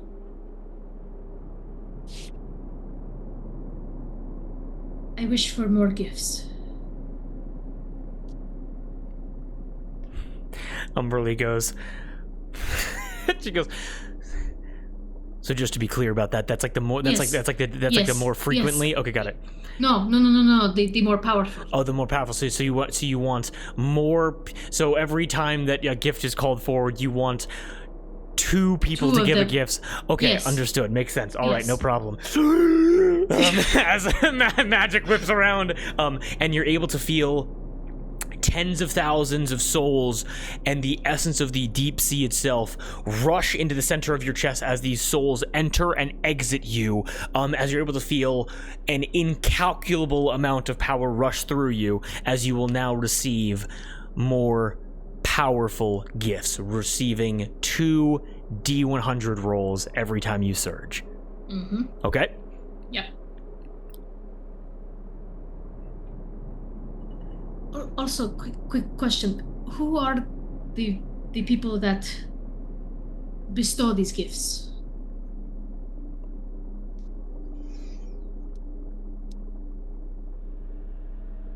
Because Kokundo didn't take too kindly to them when I tried to explain. Yes.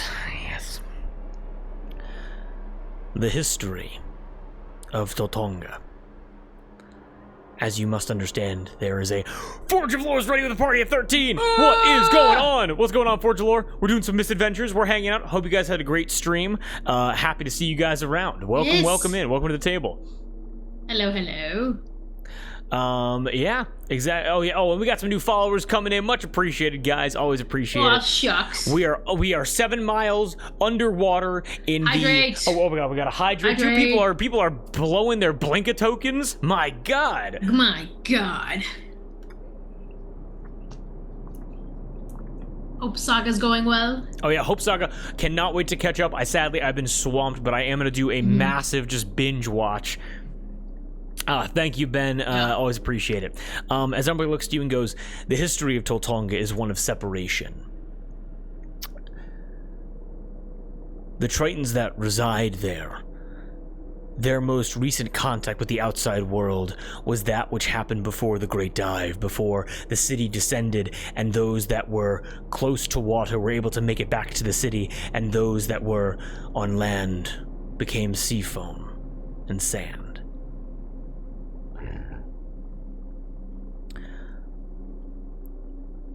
Kakundu's understanding, Warun, Latrul, and Zircon. They understand you to be the next iteration, the next age of Toltonga's culture, of Umberlee worship. But to see Genasi, that worshipped me in such a way, bestow gifts upon you, Genasi which followed Zircon in his breaking of the trident in these grand rituals, it does not surprise me that they see them as enemies.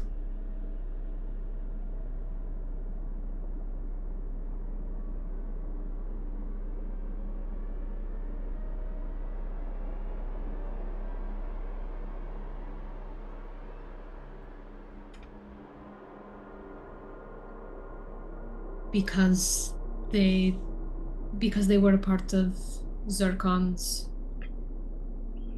Because they followed Zircon's beliefs? Yes, and the descendants of such.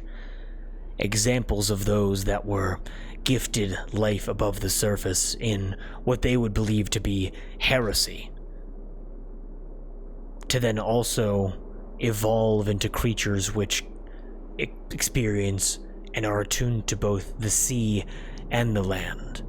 A rejection of the depths.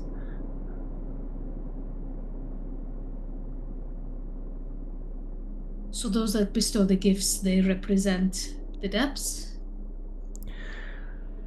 Those which you have seen so far.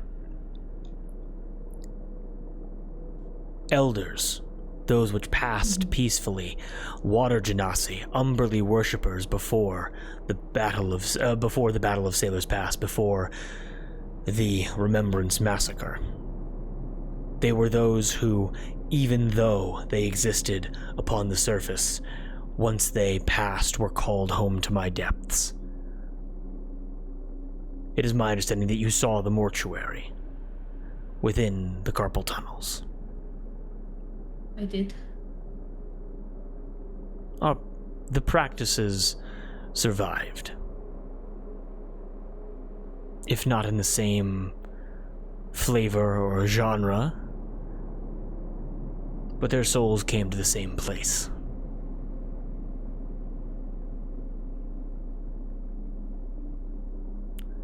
Then upon many generations, many iterations, as the old ways were slowly lost and forgotten and transformed, my paradise shifted from what you see around you now, these dark, still waters, into the beach of the Grip Isles. Through their belief and through their conviction, they formed heaven to suit their wills.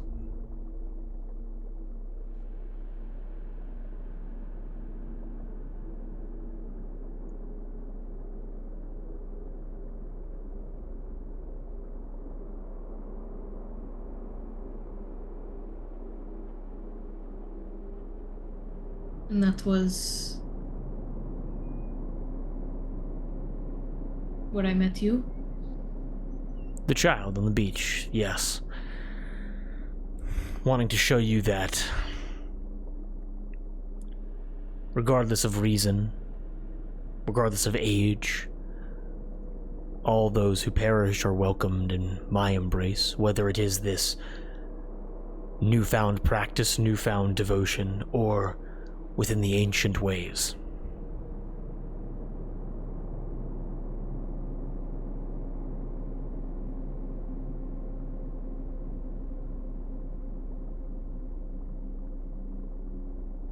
above game, just so I understand. So the people that have been appearing to Olive in her surges, these were the people who...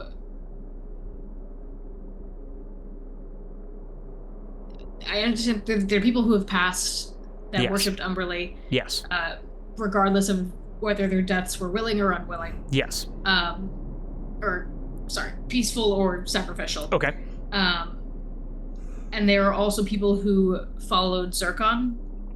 Just above game, just to let you know what's going on here. So basically, the people that you've been seeing this entire game, they are water genasies that were following this like new section of Umberlee, not being this like expansive like blood sacrifice. The more like kind of what you've been talking about this like for like these past couple of months in terms of like the peaceful transition, the stillness and the comfort from it, rather than like blood rituals, sea monsters, like human sacrifices, that kind of stuff. And you get the sense that like Umberlee is aware of both of these afterlives and both of these sects of people. It seems that she does not have a personal preference as to which direction her worship is pulled, as long as souls are either consigned to the depths or to the beach that you saw at the beginning of this game. Okay. Does that make sense? Yeah. I want to make sure I'm not confusing you with the lore here. No, you're all good. Well, and also, like what you just unlocked is now, because you will receive double the surges, you will also now be receiving these gifts from the New Age Umberlee worshippers and the Old Age Tritons, meaning that it's possible your surges will become more violent as a result of this. Okay. Make sense? Not all the time. I guess random chance, but like, you know what I mean? Yeah. Okay, makes sense.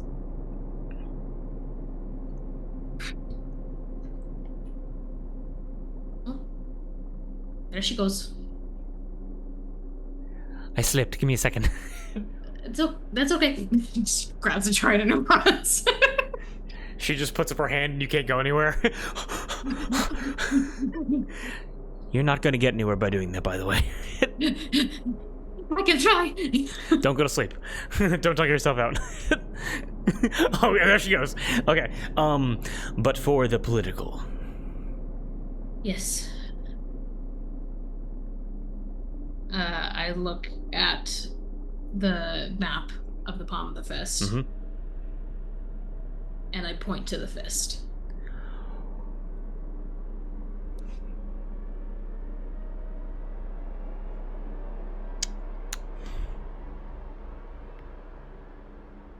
It's beautiful. She looks to the fist, and she says,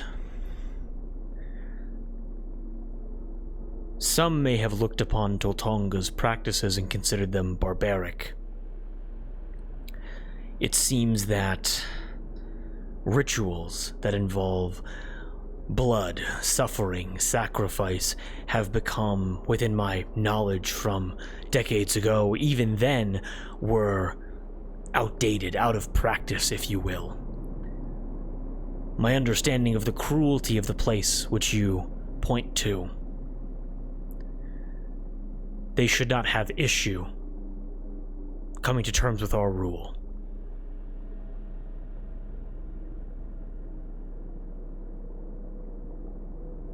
I intend for most of them to come to terms with your rule by returning to whence they came.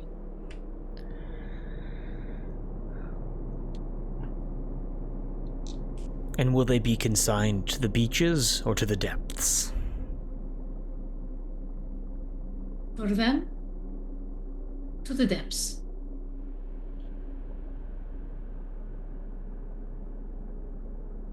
I am overjoyed that you would grant me the gift of more souls to take under my protection.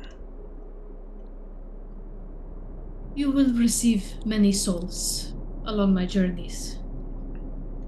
You will receive one very soon, I hope. Emerald Terraborg, with the trident, she swims away, she twirls in the water very gently, and as she shows herself to you once again. She smiles, and she looks to you with a grin and a chuckle and says, "And to think you had to ask why I chose you."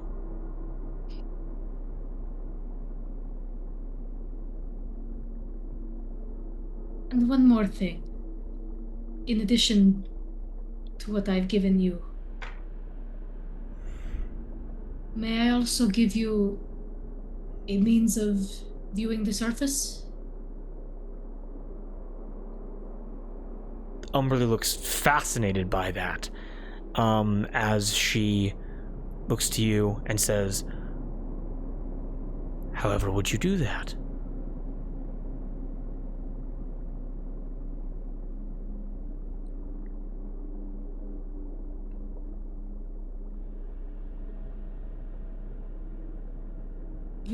My eyes become your eyes. I want to give you a more direct window than prayer or souls cast to the depths. She approaches you close. She gets like maybe like 2-3 feet away from you and goes, like, she looks fascinated by that.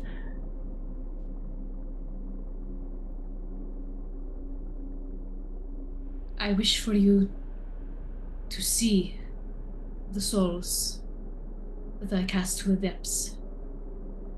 Not when they get there, but the moment they leave the surface. Something enormous moves underneath you, and she says, "I am agreeable to this bargain." "How?"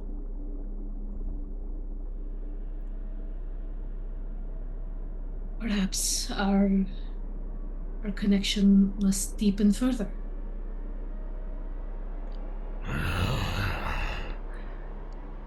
Explain.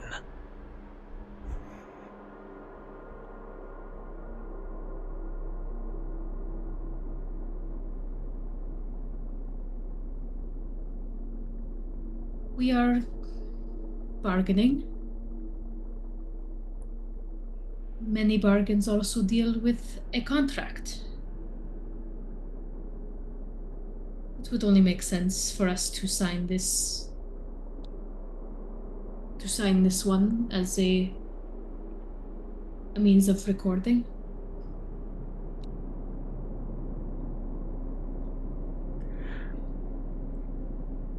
Are you saying what I think you're saying right now?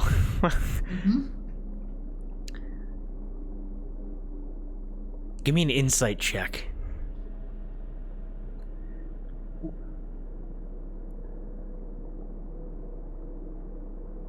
Insight. That's a 22. With a 22, in a flash, in Emerald Terraborg's eyes, you were able to see Umberlee think about Mariana, Kukundu, J. Torrent, hundreds of other devoted souls to Umberlee. All of these people, powerful tools of her. And as she thinks about you, that you were born, you were destined to be right here where you are having this conversation, you were given these gifts by her the moment that you came into this world, and the fact that now you are agreeing to a pact with her of some kind, for her to have even more, not control, but more influence on you, to have her power course through you and to have your actions course directly to her, that excites her greatly. This ambivalent, very neutral force so far gets excited as something moves underneath you. Can I try that perception check again to see what's down there? Absolutely. Give me a perception or nature check. Okay.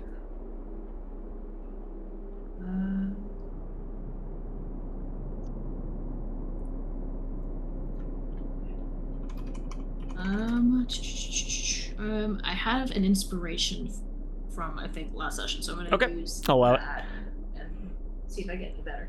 Nope. You got inspiration from Moss, though. Oh, thank you, buddy. I think I'll be good. That's a 16. A 16 perception check. This thing, I will say, like, as her light comes closer to you, the radius of it even goes down further. And what you were able to see beneath you, you think back to the healing chambers beneath the ziggurat.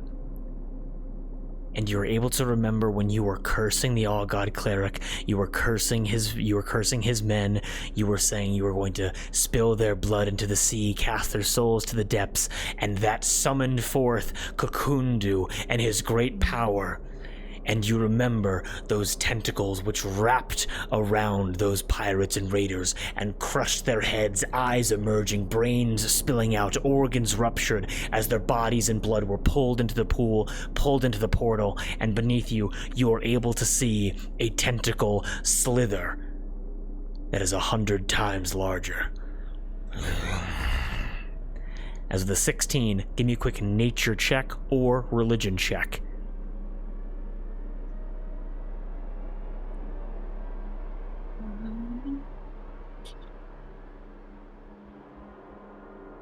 Gonna flip my coin. Pop off, queen. Hell yeah. Okay, that's another 16. Another 16? You, thinking back to the first conversation ever had in this game, pre-stream, pre-YouTube, you were talking to a pirate captain who mentioned Captain Imdago, and you discussed with him, not that that's related right now in terms of like what this is, but you were discussing pirate history, pirate lore, pirate myth, pirate legend, pirate fears, all of these conversations that you've had with so many captains and so many different Triple S taverns, but one thing was always consistent. And the reason why you think about it is because whether you believe, I will let you decide what you believe, but all these people who told these tales, everyone that heard them, everyone that listened, believed them to be liars. Because what ship could encounter a kraken and live to tell the tale? As you stare beneath you, and whether it is Umberlee's champion, whether it is some true form, whether it is some kind of monstrous desire personified, an enormous kraken sits in the darkness beneath you.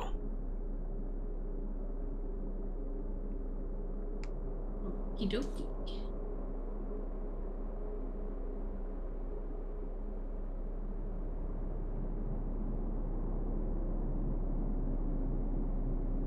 Are these terms agreeable to you?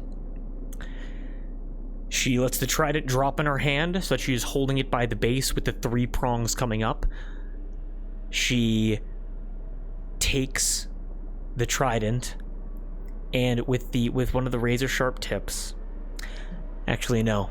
I'm gonna take that back. She takes the trident, broken and repaired with a driftwood staff.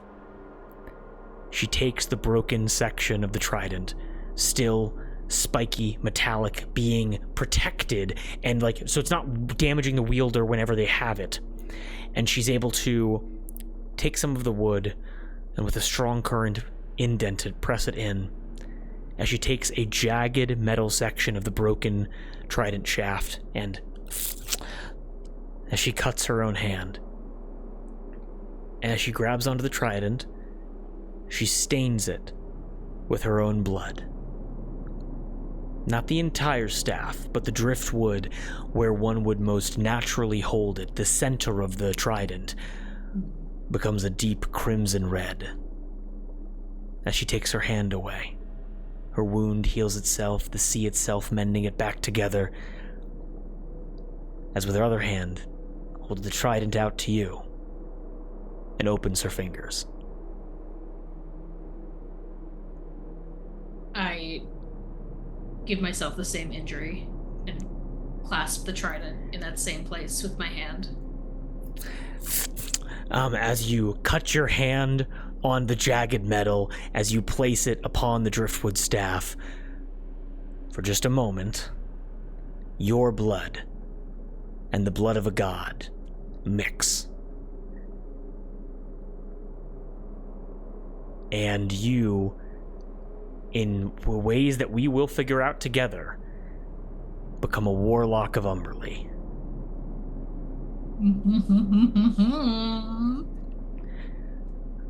Umberlee looks to you, having given the weapon back, looks to Mariana, and says,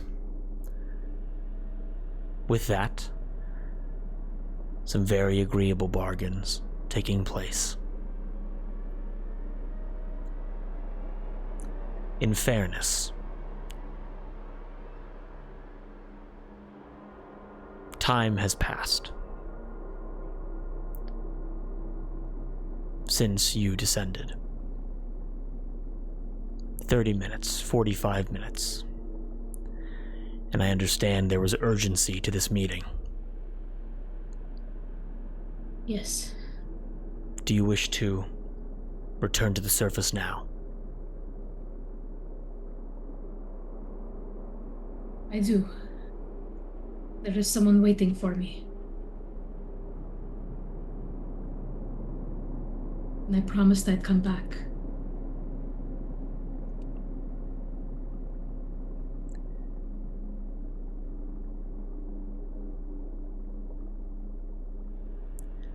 Better now than ever, I think you must understand that promises, contracts, must be upheld.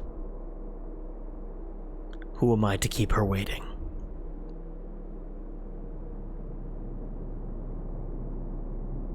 It was a pleasure to speak with you again. As it was with you, Olive. And I anticipate, with great enthusiasm, our next conversation. I look forward to the rising of Toltonga, and I look forward to the loyal Tritons of Toltonga to set their gaze eastward towards the Fist. As do I.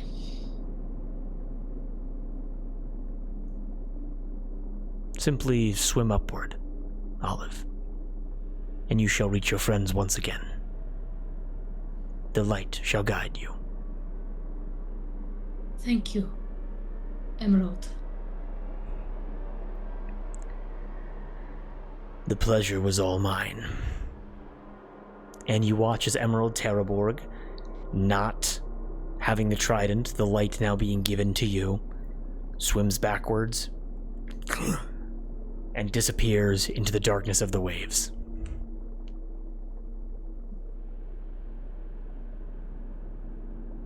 I take a look around. Is there anything noteworthy I see before I go?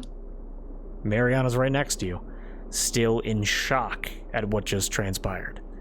But besides that, you're able to see, with this weapon in your hands, coated with the blood of Umberlee, you're able to see swirling souls revealed to you, tens of thousands, hundreds of thousands, in the stillness. And you can feel a bubbling within you, almost pulling you upward. Is there anything else that you're looking for?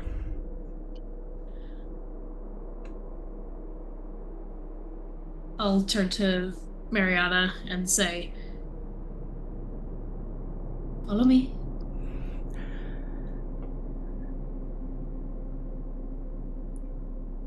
Yes, my queen. As she will follow you. And I'll start swimming up. And when I feel that we get close to the surface, I want to cast light and test out this new power. As you begin to swim up, as the darkness begins to fade away, you are able to once again feel the weight of this trident in your hands. It's heft. You can feel the pain in your hand from where you cut yourself on its jagged, sharp, metallic edges. You're able to feel the cold and the shock once again, as your biology is not quite in tune with the depths that you are currently experiencing, as your physical form returns to you, as you're able to see the light from the altar and the ceremony space which you had fallen from. And if you wish to surge, you may. I will. Me.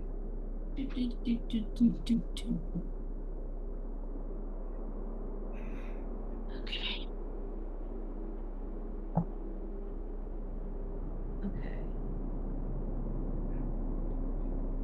So that's a 73. 73. Let me just read this real quick.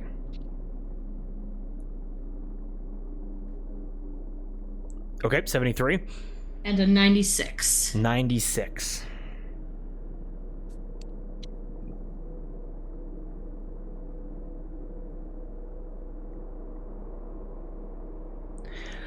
$73 and a 96. As you are swimming up toward this light, you can feel your physical form return to you. Trying to think how to best incorporate this.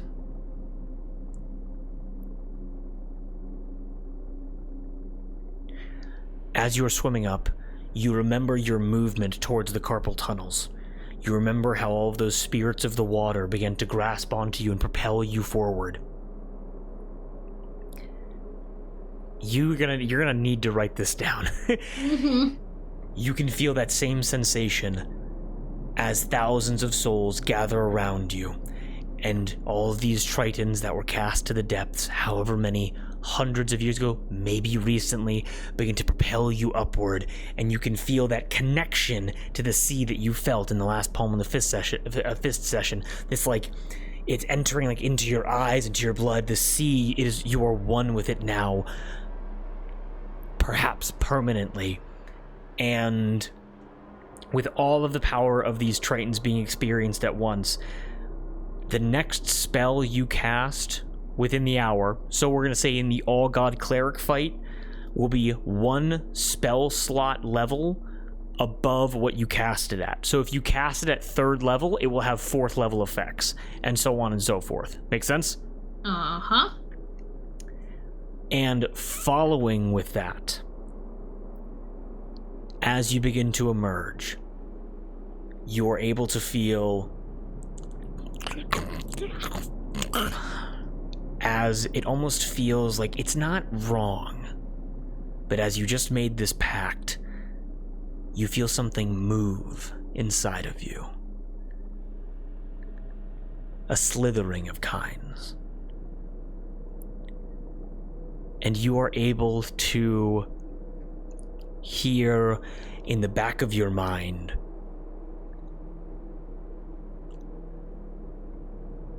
trying to think of what I want to say here. The hunger.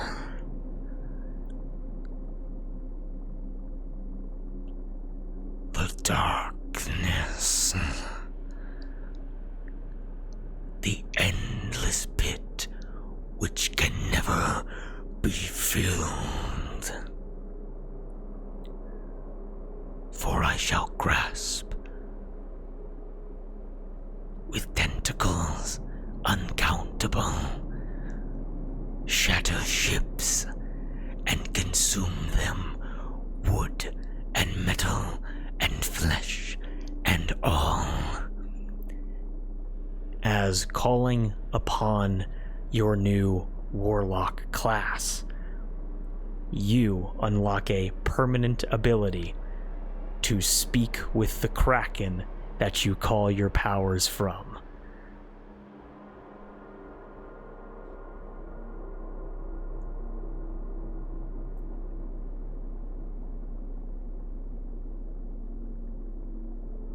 Cool.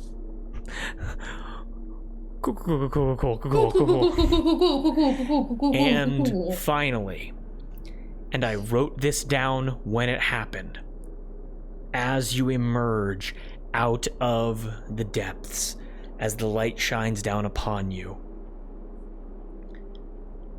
the spell effect, it was not evident to you as the wild magic surge that you did when you initially descended. You emerge out of these depths, changed physically, obviously.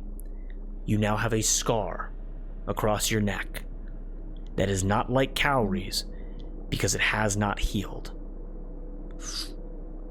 Very similar to Mud's injury, that hole in his chest. You now wear this visible on your neckline. And I hate to do this, but it is going to be a comedic bit because I wrote it down when it happened. But the effect that you rolled that also changed your appearance is that Olive lost her head. As you are now also completely bald. I was gonna say, because I was pretty sure that Olive's hair was still like super long from a surge back in the Molar Isles, but that doesn't matter anymore. And as you are now, again, let's just summarize this.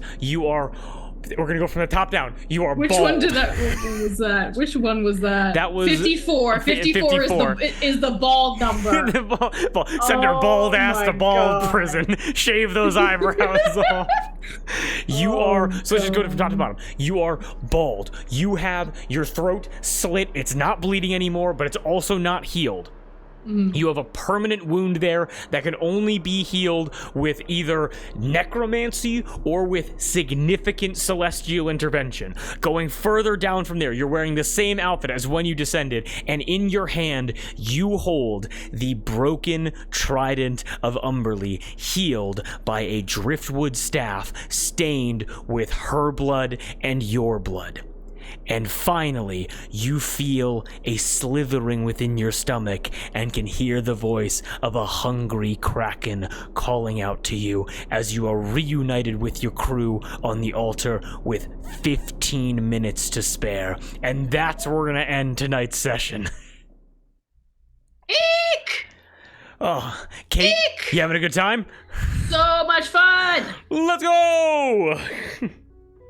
I'm bald! Yeah, that if there's one takeaway from all of this, Olive is bald now. Bald. Nothing else important happened. Nothing else important happens. Olive. And so wait, am I actively like bleeding out? Or no, you are not bleeding. It is a wound that has not healed. And you remember Quara and Jordan had the same wound on their neck. Ah. So it just looks like my throat has been freshly slit.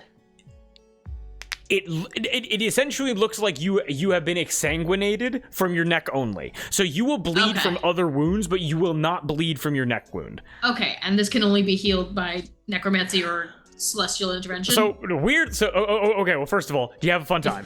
Yes. Okay, amazing. Let's talk about mechanics here. So Mud's chest wound was solved by the necromancy of MRPHD. So if you find another MRPHD lab and you're like, fuck it, give me some neck flesh, you can just fix that up. Okay, but it's not like the scars from the All God Cleric? No, that's just your body getting fucked up in a physical way that's taking its toll. Now that, again, could be fixed by like powerful magical means of necromancy or shit like that. But like, but essentially you're wearing a scar of commitment and scars of punishment. So you are, again, God, I love that. You are wearing like, essentially like the webbing of like boiled flesh scarring. Your head is fine, but your neck then has a slit in it and you're bald. You look and I'm bald. Completely different from how this campaign started. Oh, sure. Bald. Bald. I was so afraid that was going to be reversed in the recording. I'm so happy that came through properly. My God. And I hated we having should have that as a reaction image of just you holding up the phone. Olive is... Hold on, wait 1 sec. I'll get in the recording. Lost her hair. A little more to the left. Wait. That's the best I got. I'll get in the recording. It's fine. You got it. Yeah. Wow.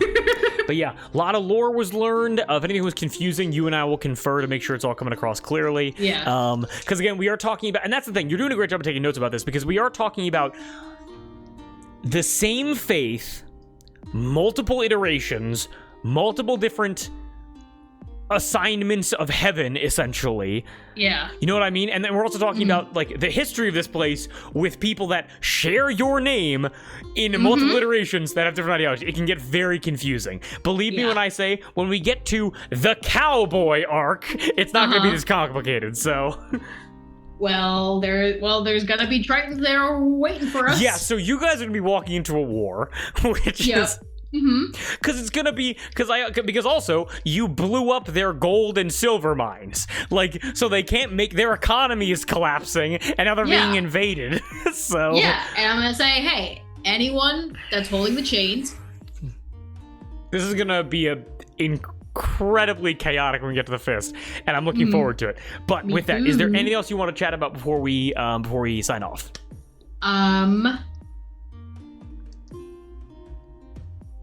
Yeah, when I was deciding for the political stuff, I was considering either the fist or Tangleroot, but I figured let's leave Tangleroot for Mud to handle, because it would really suck if we just got to Tangleroot. Everyone's dead. Everyone's dead.